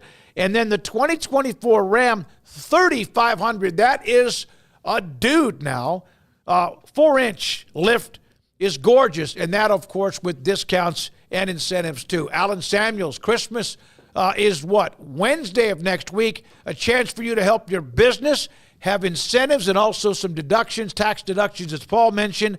Loop 340 east of 84 in Waco. If you want quality and personalized service for all your air conditioning and heating needs, call Tradesman Services. They're a family-owned and operated company that has served Texans for over 30 years. Tradesman offers maintenance plans starting at just $12 per month and a free service call for all new customers. They're also experts in geothermal design, installation, and service. Visit them online at coolingwaco.com.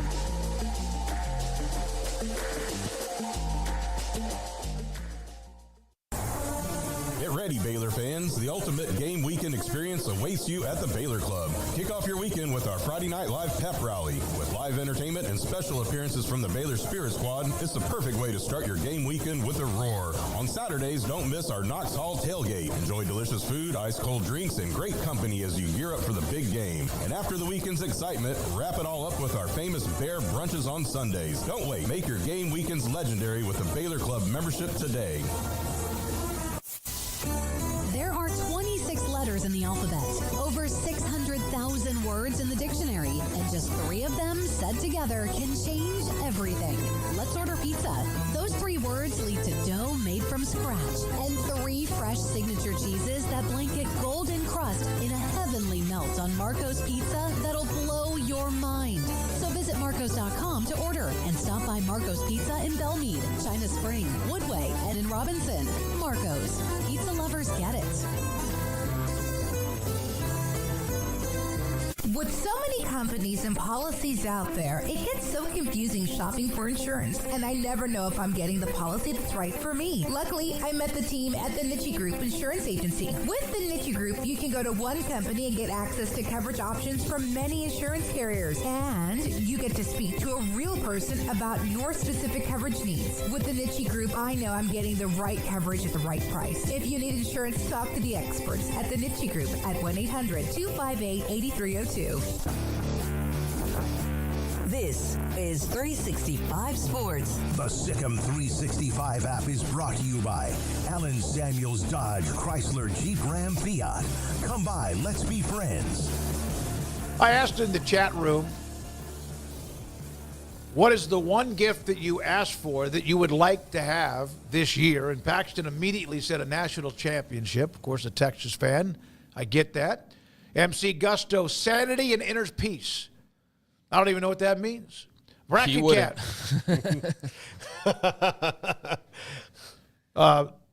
There's a note about Baylor getting another transfer portal pick up here. Bracket Cat, a bowl win in our white helmets and pants so people will stop talking about how our alternate uniforms are cursed. Didn't know that about K-State. Your pet cat Meow What I want for Christmas is classified. There you go. Well, then you probably won't get it. Yeah, no. Unless or you can't tell us if he does. Santa knows. I mean, Santa would know. So. Santa involved in classified? I mean, he's Santa Claus. He making a list and checking it twice. So Did you tell him if you were not here next? No, but he just knows. No, real quickly, and then we go back to what we were discussing with preseason Athlon's Football Magazine, anonymous coaches' comments about each program. Florida international linebacker Travion Barnes is committed to Baylor. So there's another one. Grayson was on with us earlier today. Let's go to Utah. I want to go to Utah. We just did Tech. I would think everything here is pretty much, they're just going to be really, really solid. Yeah, some of these, like, we definitely don't need to. I don't think we have time to do all 16. Well, but some we're of not them, going to. Utah's.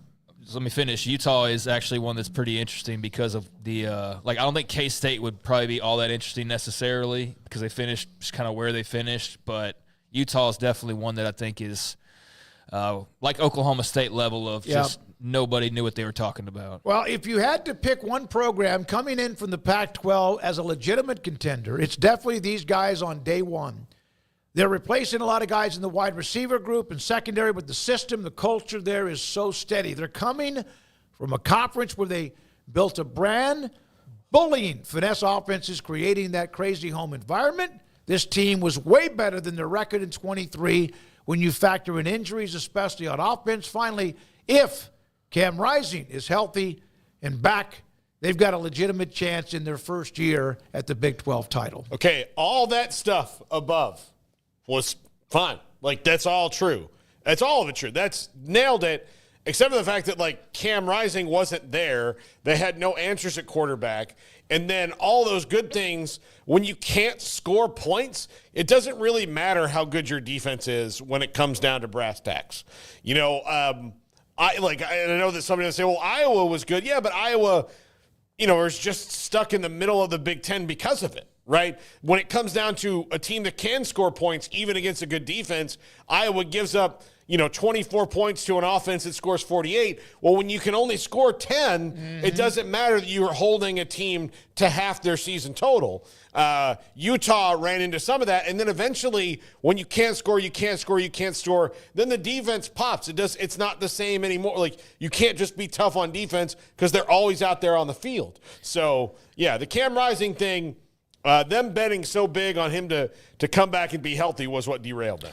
Yeah, nothing too outlandish here. I mean, what most everybody kind of thought going in of super steady and if Cam Rising's healthy and all that. I'm just thankful, and I can only imagine how relieved I am how Utah fans feel that they don't have to talk about that anymore after 2+ years of if Cam Rising's healthy. So that's finally over with, and I think everybody is better off for it. We'll see where Cam Rising, continues to play football or what he ends up doing or whatnot, but I definitely think it's not going to be in Salt Lake City, so at least that's over and done with. But I think the more glaring thing here is you talk about the system and culture. I feel like that got exposed a little bit this year. I think by the end of that, we're talking about Kyle Whittingham maybe not being the right guy for the job anymore.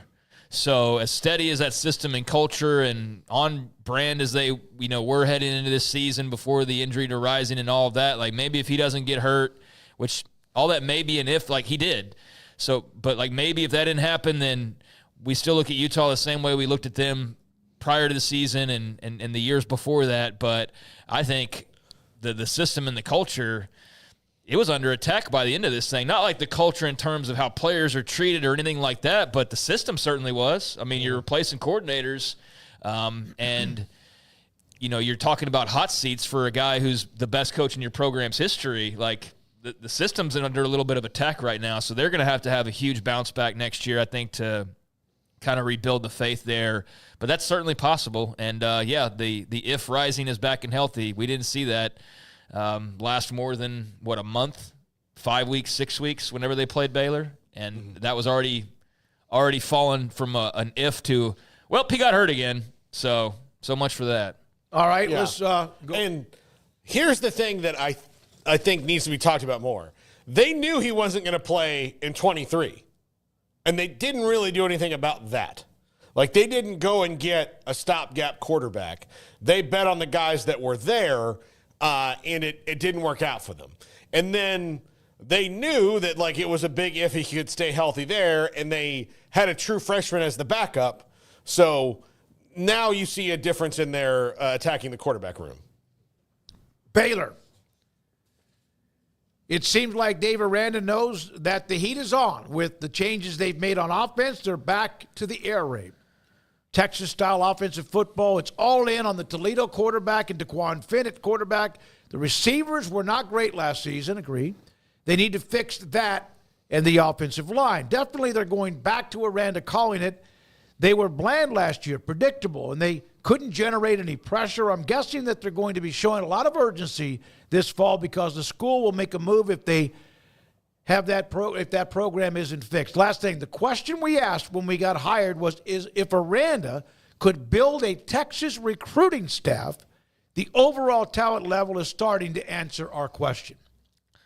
I think the heat on Aranda was all obviously factual because that was clear as day heading into this season.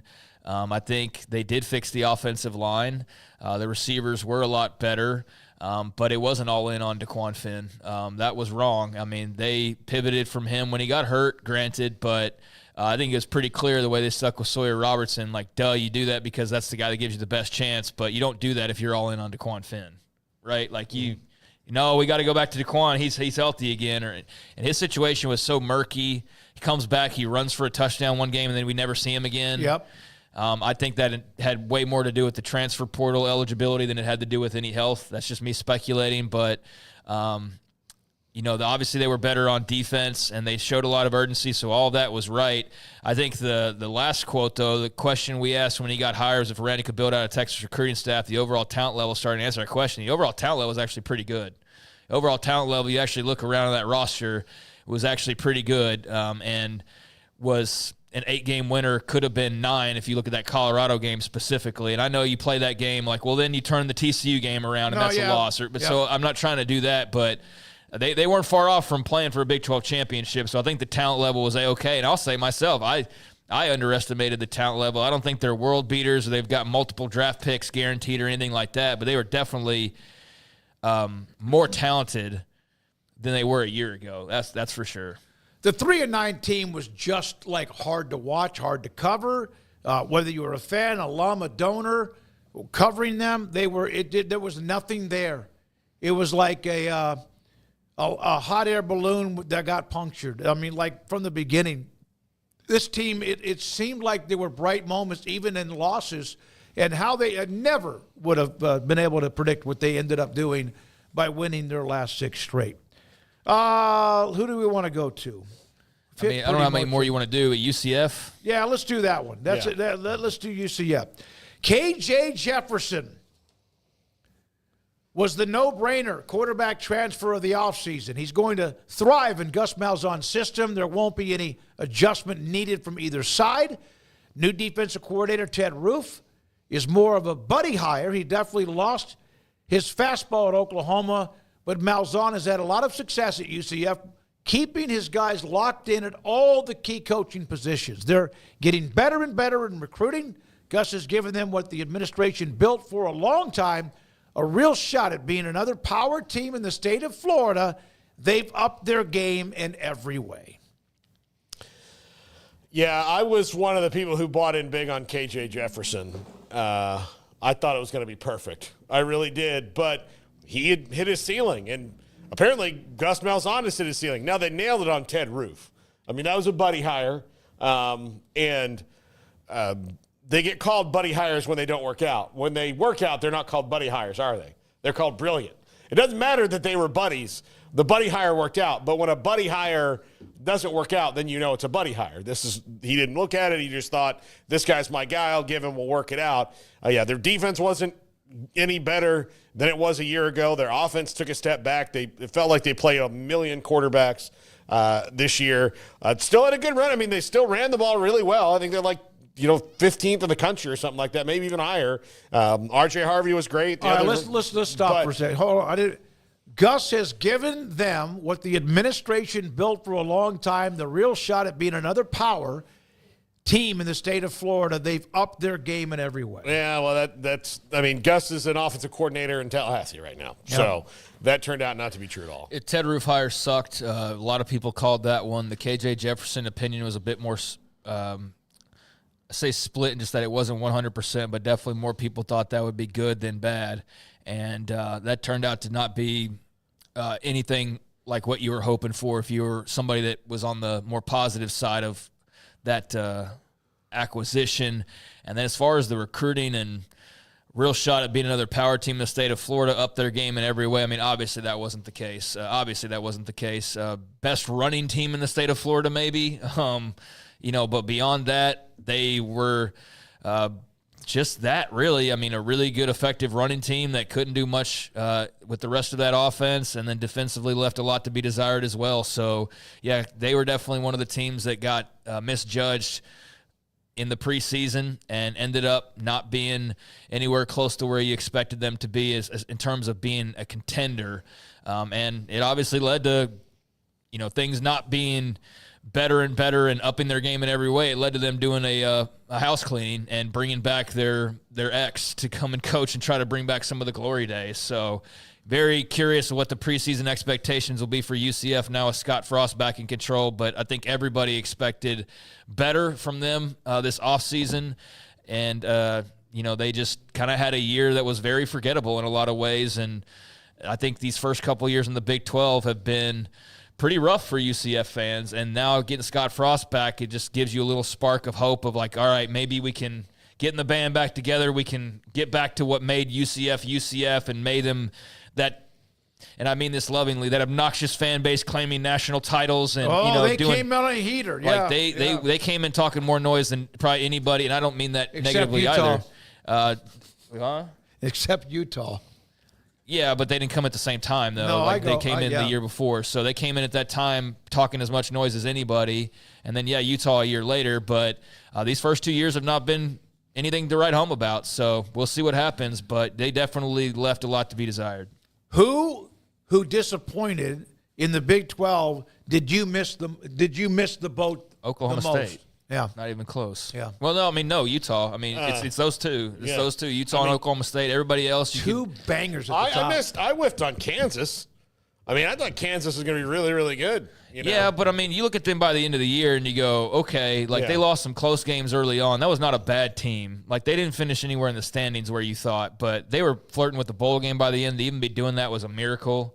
So I think you felt a lot better about that in the long run, even though they ended up off per projection, but at least you felt good about the team. You look at Utah and Oklahoma State, I mean, they were begging for this season to be over with, like 8 weeks in.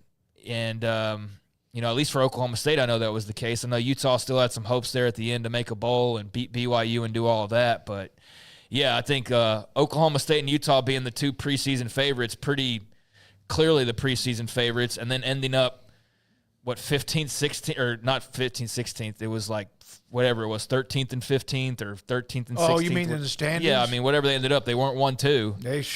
They weren't anywhere. They were out of the picture pretty quickly. Utah hung around a little bit longer. No, Oklahoma State 16th, and Utah was tied for 13th. Yeah, so nowhere close on either one of those teams. Golly. And the next year we'll do it all again, and we'll screw it up again. Well, I mean, and these anonymous quotes will. This is a great idea, Craig. It really, really is to look back at coaches' anonymous quotes about other teams and coaches, and they're just as wrong as we were. Well, anybody who pretends like prognostication is the same now as it was 3 years ago is wrong.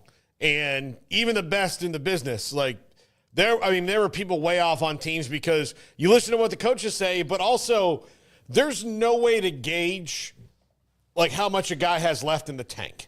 Like KJ Jefferson, okay?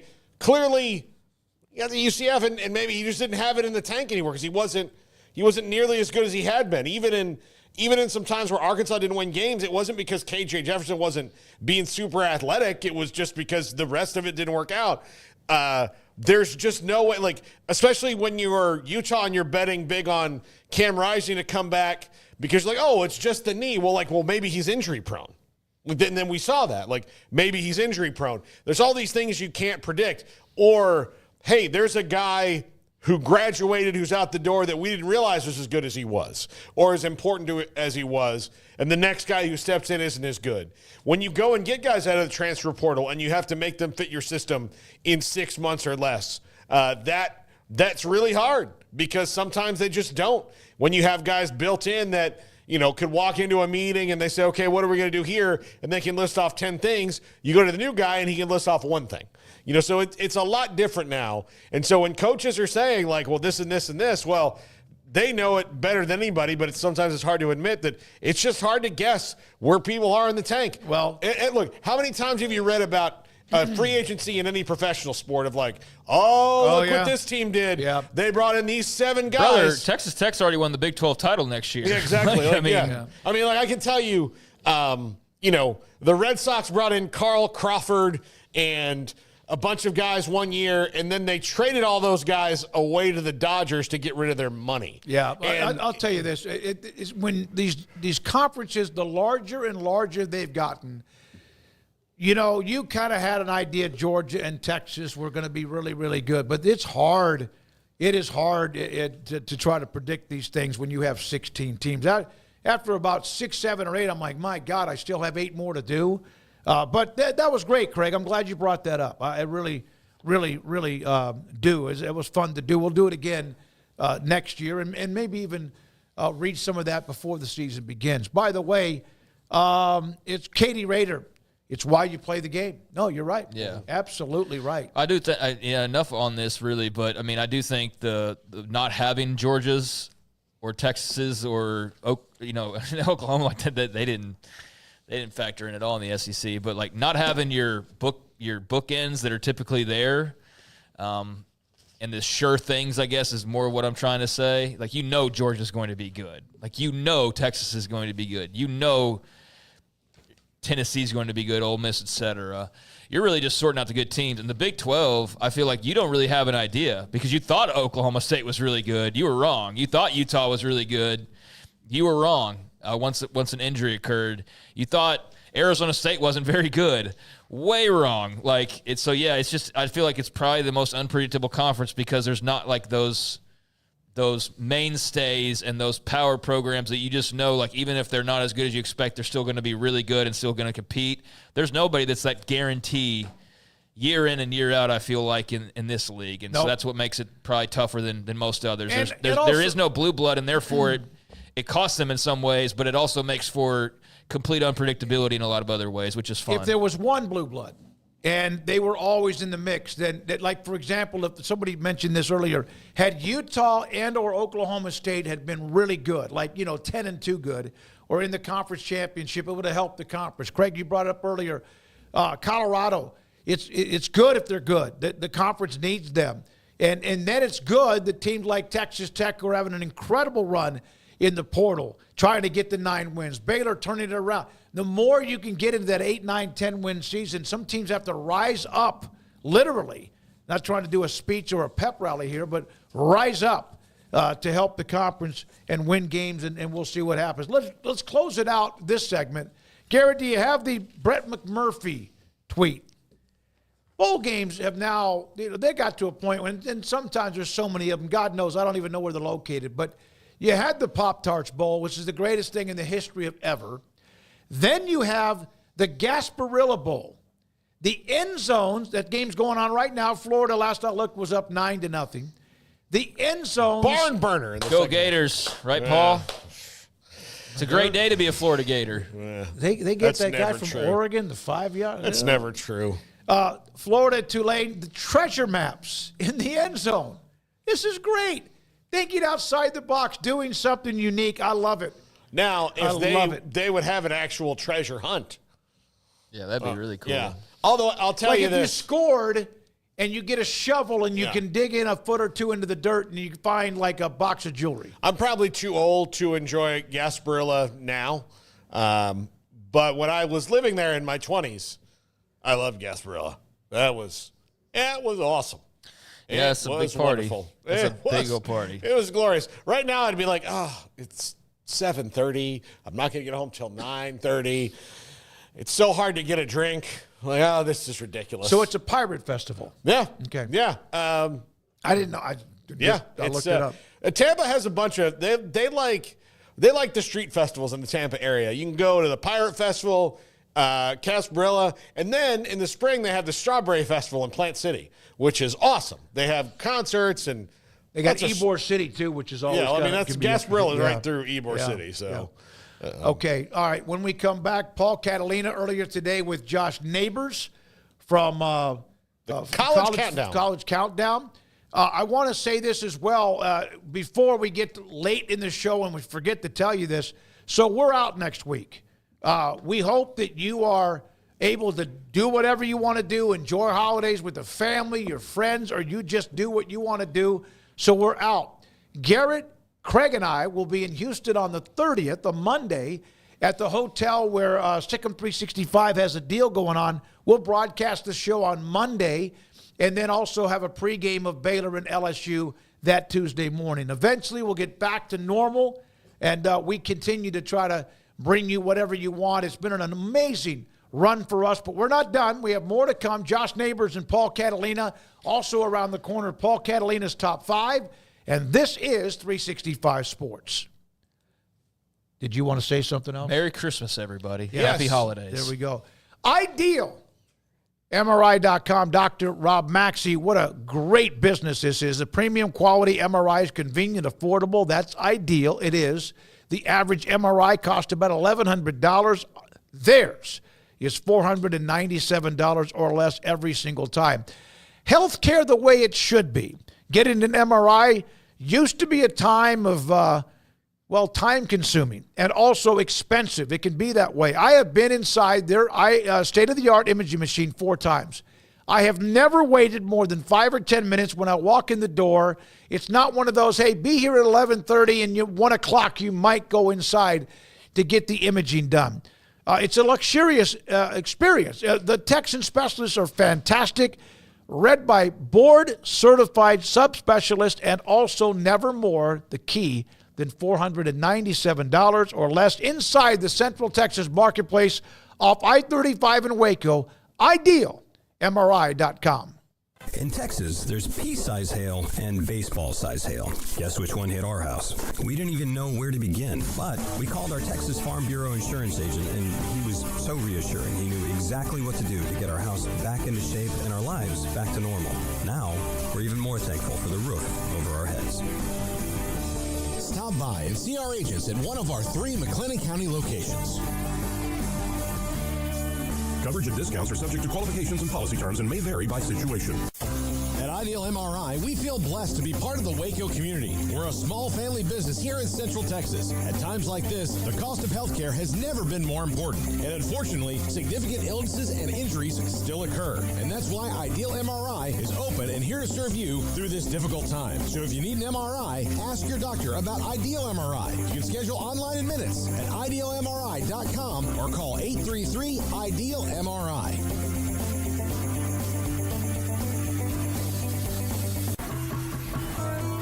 When you work with a bank, you should expect the best of everything. That includes face-to-face personal service and the kind of community banking care that only comes from one neighbor to another. That's exactly what you'll get from the First National Bank of Central Texas, where you will know your banker works just as hard as you do. Once again, that's the First National Bank of Central Texas. Settle for nothing less than the first. Member FDIC.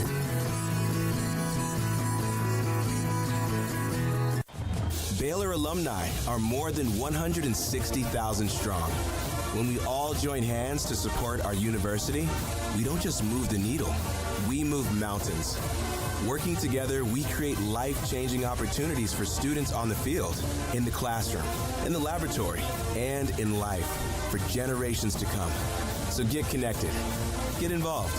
Learn how at baylor.edu/alumni.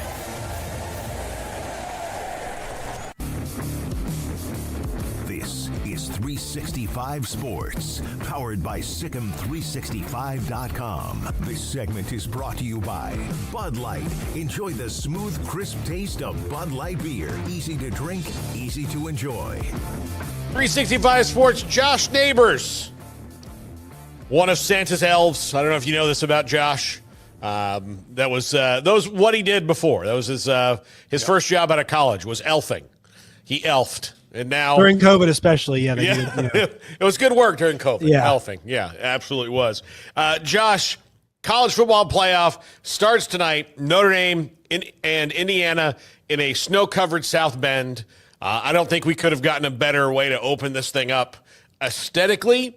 Now, game-wise, I really don't know. I think both these teams are good. I think this will be a good competitive game. I just think Notre Dame's defense is too good, and Indiana's only seen one team that's this caliber all year long. Yeah, is there snow in the forecast during the game? I think so. Bad for Indiana. Their passing offense is their strength, and obviously that will put a bit of a damper on their ability to throw the football effectively and do so consistently. So, yeah, I mean, I think it's pretty cool that we get like the Indiana State Championship for this game. I've said it before. I'll say it again. I think Indiana's got the coaching advantage. I feel strongly about that. But the one thing that Marcus Freeman's done really, really well, and I don't mean to do the stereotype thing, but he has gotten a different level of athlete in there to Notre Dame. They look more physical when they, A&M, they really just took it to them physically in a different way than what we're used to seeing. And, I think last year when they played Ohio State, like physically they were right there with Ohio State. And that team was not – that Ohio State team, maybe offensive line was a bit more physical, but just as physical on the defensive line as they are this season. So that's what he's done. He has improved level of athlete, I think, in all parts. But, I mean, Curt Cignetti, to get to Indiana to this record, even if Indiana was better than everybody in the roster, the fact they hammered basically everybody they played besides Ohio State, very impressive. And so I think they've got the coaching advantage, but I'm a bit concerned in these weather conditions for them because their passing offense has been so effective this season. I'm a big Marcus Freeman guy. I really do like him, but Curt Cignetti he's something unique and special. He's got a craftiness about him that is clear with James Madison and now with Indiana. But I do think that where the rubber meets the road here is that Notre Dame has more talent. Notre Dame can run the ball really well. Love is going to play. All these things are not in their favor. And the other thing I'll say, cold weather, don't have to throw that ball that much. Riley Leonard was built for this kind of game. Yes, I agree with that. This is the kind of game where you expect Riley Leonard to do well. Now, I used to be pretty big on Riley Leonard. I'm not as much after just watching this season, and I know once again the guy is really good at escaping pressure. It's going to make Indiana cover for longer stretches of time, so we'll see how that goes. But I'm with you about Cignetti. He's one of those guys who wins everywhere he goes, but he's not kind of the quiet Lance Leipold, Chris Kleinman type. He's got a little bit more of an edge to him, he's from Pittsburgh, so he kind of does remind me of Mike Tomlin and Pat Narduzzi.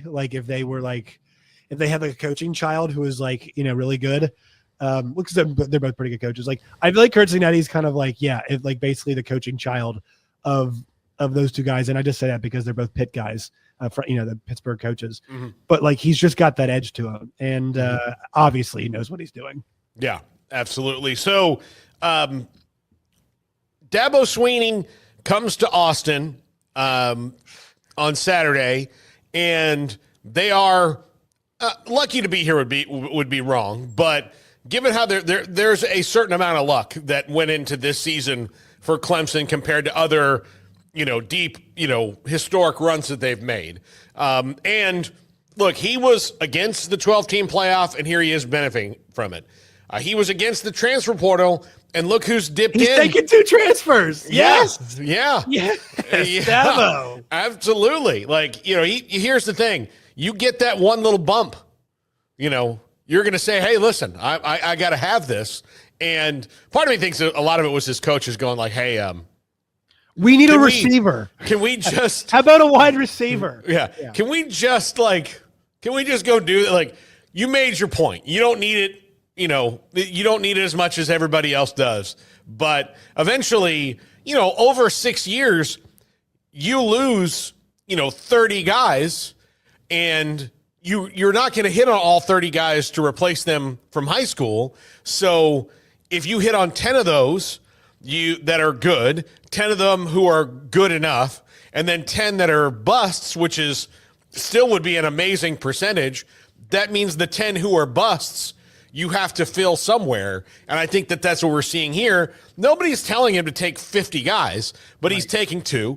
And he'll probably take a couple more. And Clemson will probably be a little bit better next year if they continue kind of filling in the spots. But for this week, those 2 guys don't help them at all. Right. I mean, yeah, those guys don't help them. But like the thing about Clemson, if you go and you look back at the season, right? Mm-hmm. And you go and you look back about, they're 10-3 now, but where they lost. Okay, Georgia got hammered, sure, whatever.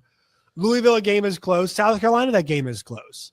And so, like, a few players for them do make the difference. And this is been my frustration about Dabo, is that you're not doing the 25 players in the portal thing. I ran numbers on this, and I think I talked to you about this last week. But I ran numbers about like percentages of transfer starters on the playoff teams, and like for your favorites, it's pretty low. Oregon's an exception, but a lot of those guys are SEC type transfers. Mm-hmm. Georgia, 2 of 22 starters are transfers. Boise State, 4 of them. Texas, 6. Penn State, 3. Notre Dame, 4. Ohio State, 3. Clemson, 0. So like you're getting the point here. Like a lot of these favorites, have a lot of coaches. Oh, I lost you. You lost me? I lost you. I don't see you.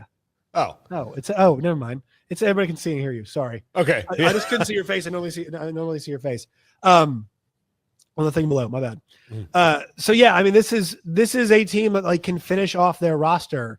And they needed help at quarterback before. They need help at wide receiver. They need, they're not they have not had the defensive ends they've had, as of late. I know Breesy, but like he's kind of the last one after the Lawrence, kind of that kind of group. So they have got positions of need that could be finished off in the portal.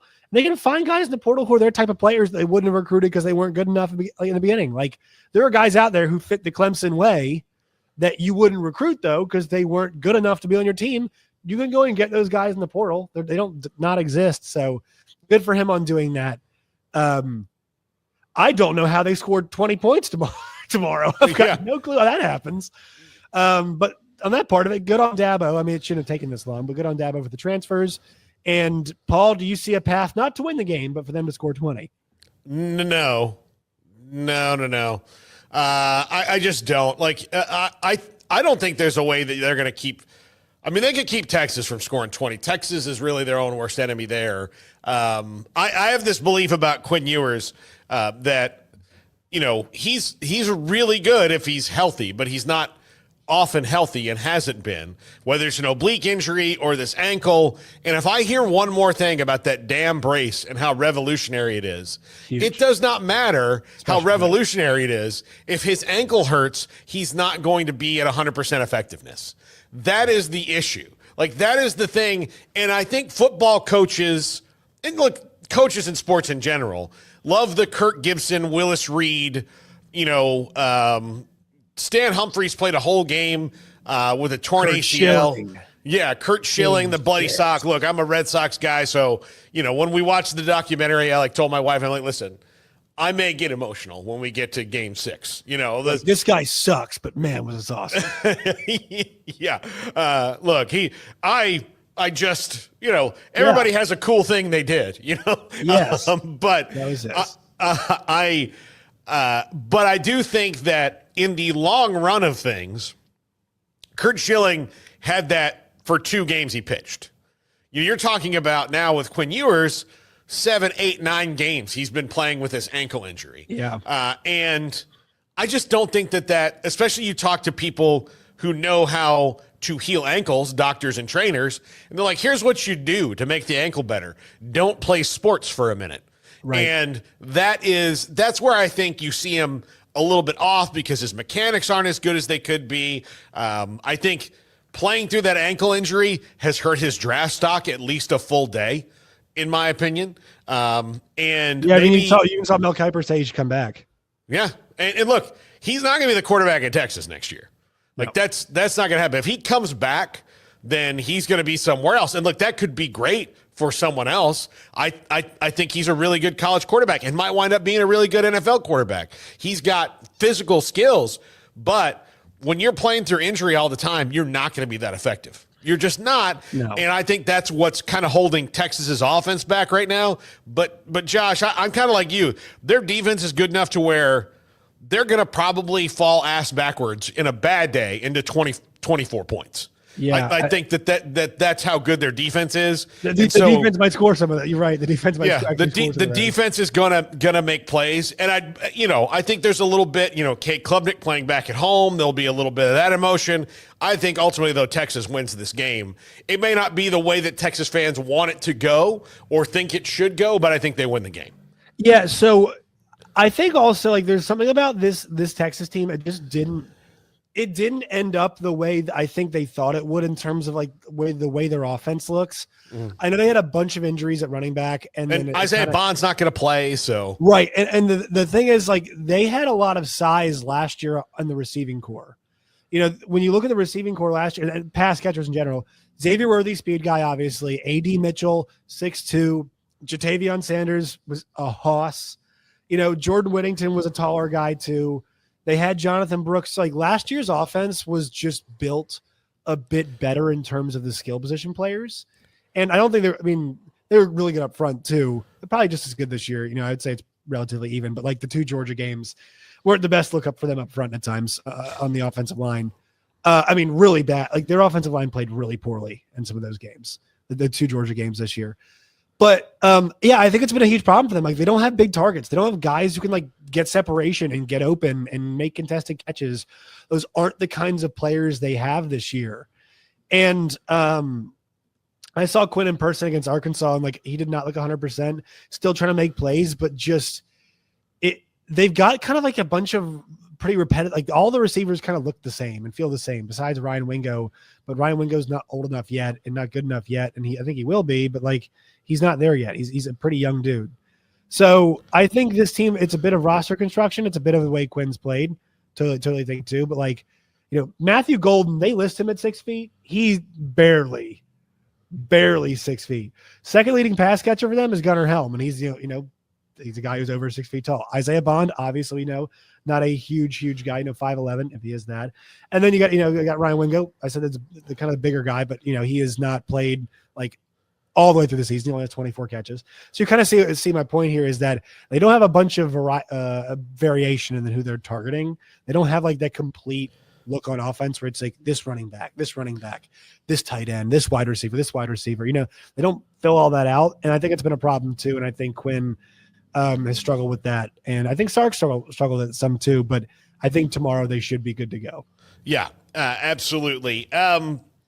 SMU and Penn State is a very interesting game to me because I think on paper there's nothing that SMU has that would tell you that they can go into Happy Valley and definitely win this game, except for the fact that their coach is kind of a badass and James Franklin is kind of an uptight nerd. And I think that's where I'm kind of leaning SMU to roll in there and pull this upset. I really am. I know it sounds crazy. Really? I know that Penn State has this really easy, easier road, but I have no faith in James Franklin in big moments. None. And this is a big moment. I mean, that's 100% correct, Paul. I mean, this is a big game. It's a big moment. But so I think that the good thing for SMU is that they kind of got their slow start in a big game out of the way 2 weeks ago, right? So I would be surprised if they did what they did against Clemson again in this game. That would surprise me. That being said, man, what Penn State showed against Oregon, they've got the tools, the pieces, they've got the players, I think. But what happened in that game? They lost. They lost. Yeah. Yes, but Oregon is the number one. Ohio State lost too to Oregon. Yeah. So, and Drew Howard looked really good. He was making plays, and he made one more mistake. But I think the thing is, if we're doing tiers, top 3 tiers, Oregon's tier 1, Penn State's tier 2, and I think SMU's tier 3. And so I think that's what it comes down to at the end of the day is SMU's a really, really good team. they're not Penn State good, and they're not good enough to beat Penn State in their building, in my opinion. So I think Penn State wins. I would say it's probably a 14 to 21 point game. Yeah. Okay. I mean, yeah. I just, again, I have no basis for this other than vibes. Like, that's it. Yeah, it's a big game, but it's not like Ohio State #1 team, like top 5 big. So like this is where it's like James Franklin. This is like your moment. Okay. I mean, look, if they lose score the a game, big win, but it's not like the big wins we would. if they lose the game, then I'll eat crow, man. Here's the deal. I can just put it more in the like, yes, you know, totally. I mean, just, I don't know why it is. And that brings me to the last one. Here's my hottest take.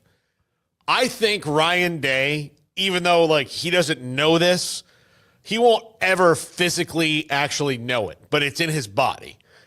He wants to lose this game because if he does, then he and Ohio State can mutually part ways and he can go be an offensive coordinator in the NFL this year and move on and do that. And the nightmare of being like a 66-10 coach with 3 of those 10 losses to the same school that you're not allowed to lose to will be over. Like, he is the most reviled coach that's 50 games over 500 that you couldn't create it in a lab the way that he has managed to do that at Ohio State. And some of that's on him. Some of that's just on ridiculous expectations. But I think Tennessee wins this game because of the lack of offensive linemen that are healthy for Ohio State. But I do think that Ryan Day wakes up in the morning, Ohio State calls him and says, hey, you know how you always wanted to be the offensive coordinator of the Bears or the Seahawks or whatever?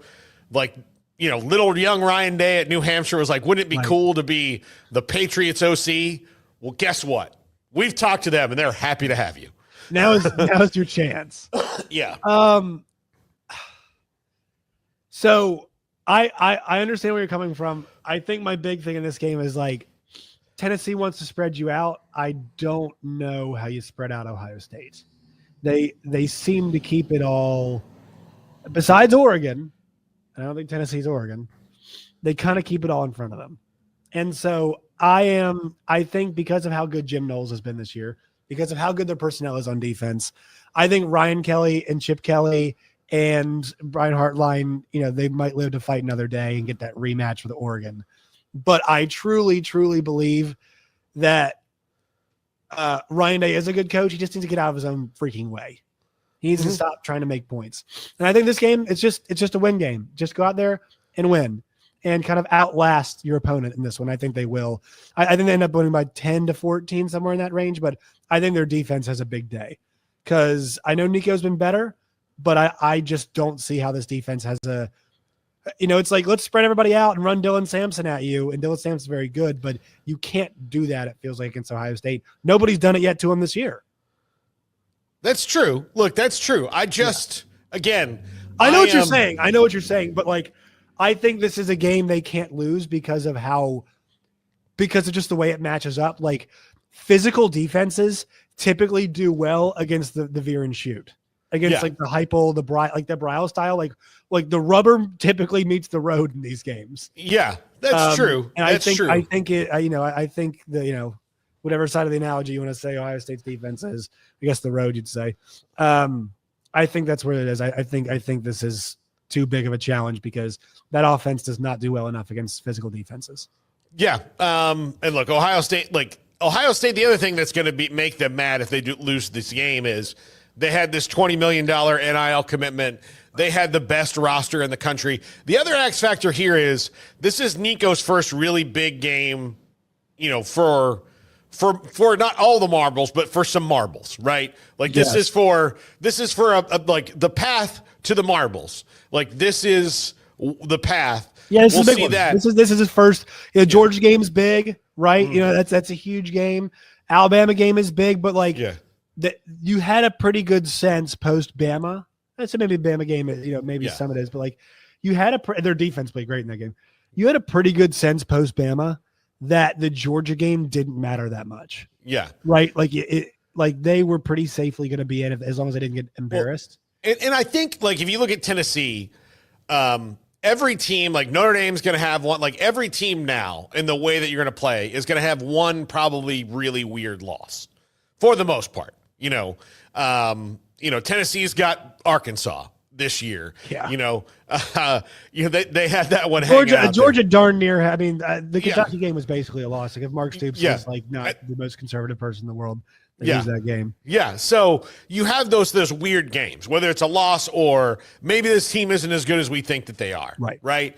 And I think Tennessee had that with Arkansas. But for the most part, if you look at their games consistently, they're winning. They're winning the games. I think the other interesting factor in this one is Will Howard, who in his career, he has a massive win against TCU in that Big 12 championship game. After that, though, Texas, Oregon, Michigan, like those big games did not work out for him. So, yes, he beat Penn State. So he's like in his career. Did he beat Penn State or did the defense just? So in his career as a starter, he's like 3-3 in like the big boy games, right? So which Will Howard shows up? The one who doesn't get you beat or the one who makes a horrible decision at the absolute worst time? That's a big thing too. They need to be better in pass protection blocking though. Like their offensive line's been injured and it doesn't help a guy like that at all. Yeah. So like it needs to be a marrying of both. Like their offensive line, I'm not sure if it's much healthier now than it was 2 weeks ago, but they're supposed to be getting some guys back. But like they lost a center and that clearly affected them last game. Tennessee's front needs to play like everybody expected them to this year. I know their stop rate was pretty good, but there's been times they've been pushed around. But they've got all the weapons to beat Tennessee. That just honestly to do do what Tennessee does to teams to spread them out. Yeah. It's Ibuka or it's Jeremiah Smith or it's both the backs at tight end. I mean, like they got everything you need. So I want to see it manifest itself in this game. And honestly, like Will Howard's had bad moments, but I think he's played well this year. Mm-hmm. I really feel that and believe that. So, and I'm rooting for him too. I am rooting for him. So go out there and like, you don't have to win the game, but just like, don't suck. Don't have the really like the moments where it's like, oh, this guy stinks. Like, don't do that. All right. That's what he has to avoid. Like, take care of the game and don't do that. And you're on your way. Okay. Real quick. Garrett Green is a wide receiver. Can he be Julian Edelman in the NFL? No, he's not that. He's not.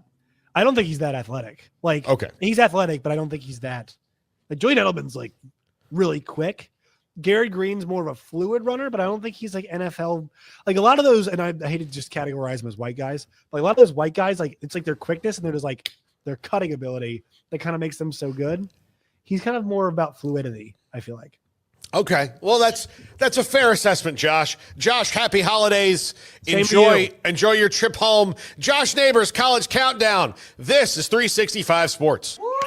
That's what I'm talking about. Yeah. Oh, man, this is the best. Yeah, too bad we have to go to work tomorrow. What? Why? Monday.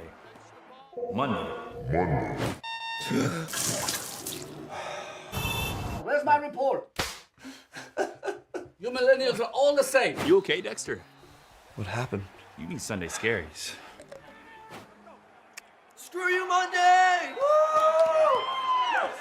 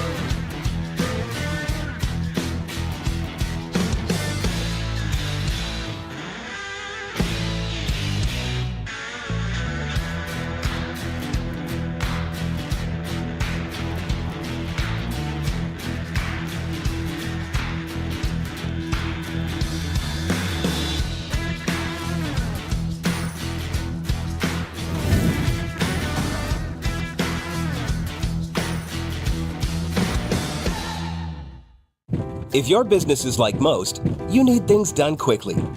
But if you're still tying your critical applications together on multiple shared public networks, you've probably been feeling the slowdown. And that's no good for business. A private UPN fiber network can get you and your business moving at the speed of light. Whatever you need, we can build it. Internet, Metro Ethernet, Waves, dark fiber. We deliver custom private networks and are focused on business customers only. Our next generation 100% fiber optic infrastructure offers you low latency and ultra scalable bandwidth with speeds up to 100 gigabit to run your critical applications. Your connection won't be limiting your performance anymore. It's diverse and scalable, so it can grow and change as your business grows and changes. And with a secure carrier-grade private network, you'll have all the reliability you need. Contact UPN today to learn more. Fast just got faster. There are hundreds of things that can affect our sleep, but what's affecting yours? Sleep Doctor's Home Sleep Test brings the precision of a sleep lab into the comfort of home to help you get answers and unlock a lifetime of great sleep. Start now at sleepdoctor.com/TV. It's time for Paul Catalina's Top 5, brought to you by Texas Beef House. Where's the best beef in Texas? Your house when you order from Texas Beef House. Unleash the flavor of Texas raised Wagyu. From our pasture to your plate, TexasBeefHouse.com. Welcome into Paul Catalina's Top 5, brought to you by Texas Beef House. Look, I haven't done a non-sports Top 5 in a very long time. I thought the last one of the year should be that, as a reward to me for doing all of these and for you for putting up with them. This is a debate everybody has every year about Die Hard being a Christmas movie. I will tell you, these are the 5 definitive reasons. And if anybody ever tells you it's not, you send them this video and I'll explain why it is. Number 5, it's the story of a Christmas party gone awry. How many other Christmas movies are about Christmas parties gone awry? Or can't get the lights for the neighborhood? Or if something doesn't happen, then the Christmas miracle can't happen. In fact, this is a Hallmark movie before there were Hallmark movies. All right? This is a Christmas movie. Not just because it happens on Christmas, but it's about how a Christmas party gets derailed and how do you save that Christmas party. Hans Gruber is the guy who derailed it, and John McClane is out there to fix it. So that is one reason why it is. Number 4, it's about a man trying to put his family back together.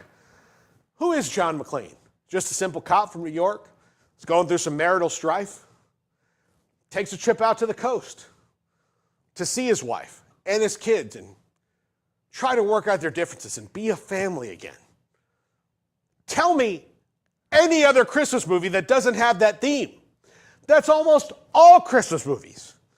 One of the parents is estranged or isn't really all there emotionally and needs to work it back. Well, that's John McClane. And you know how he does that? He does it by kicking ass. That's how he does it. He puts his family back together by kicking ass.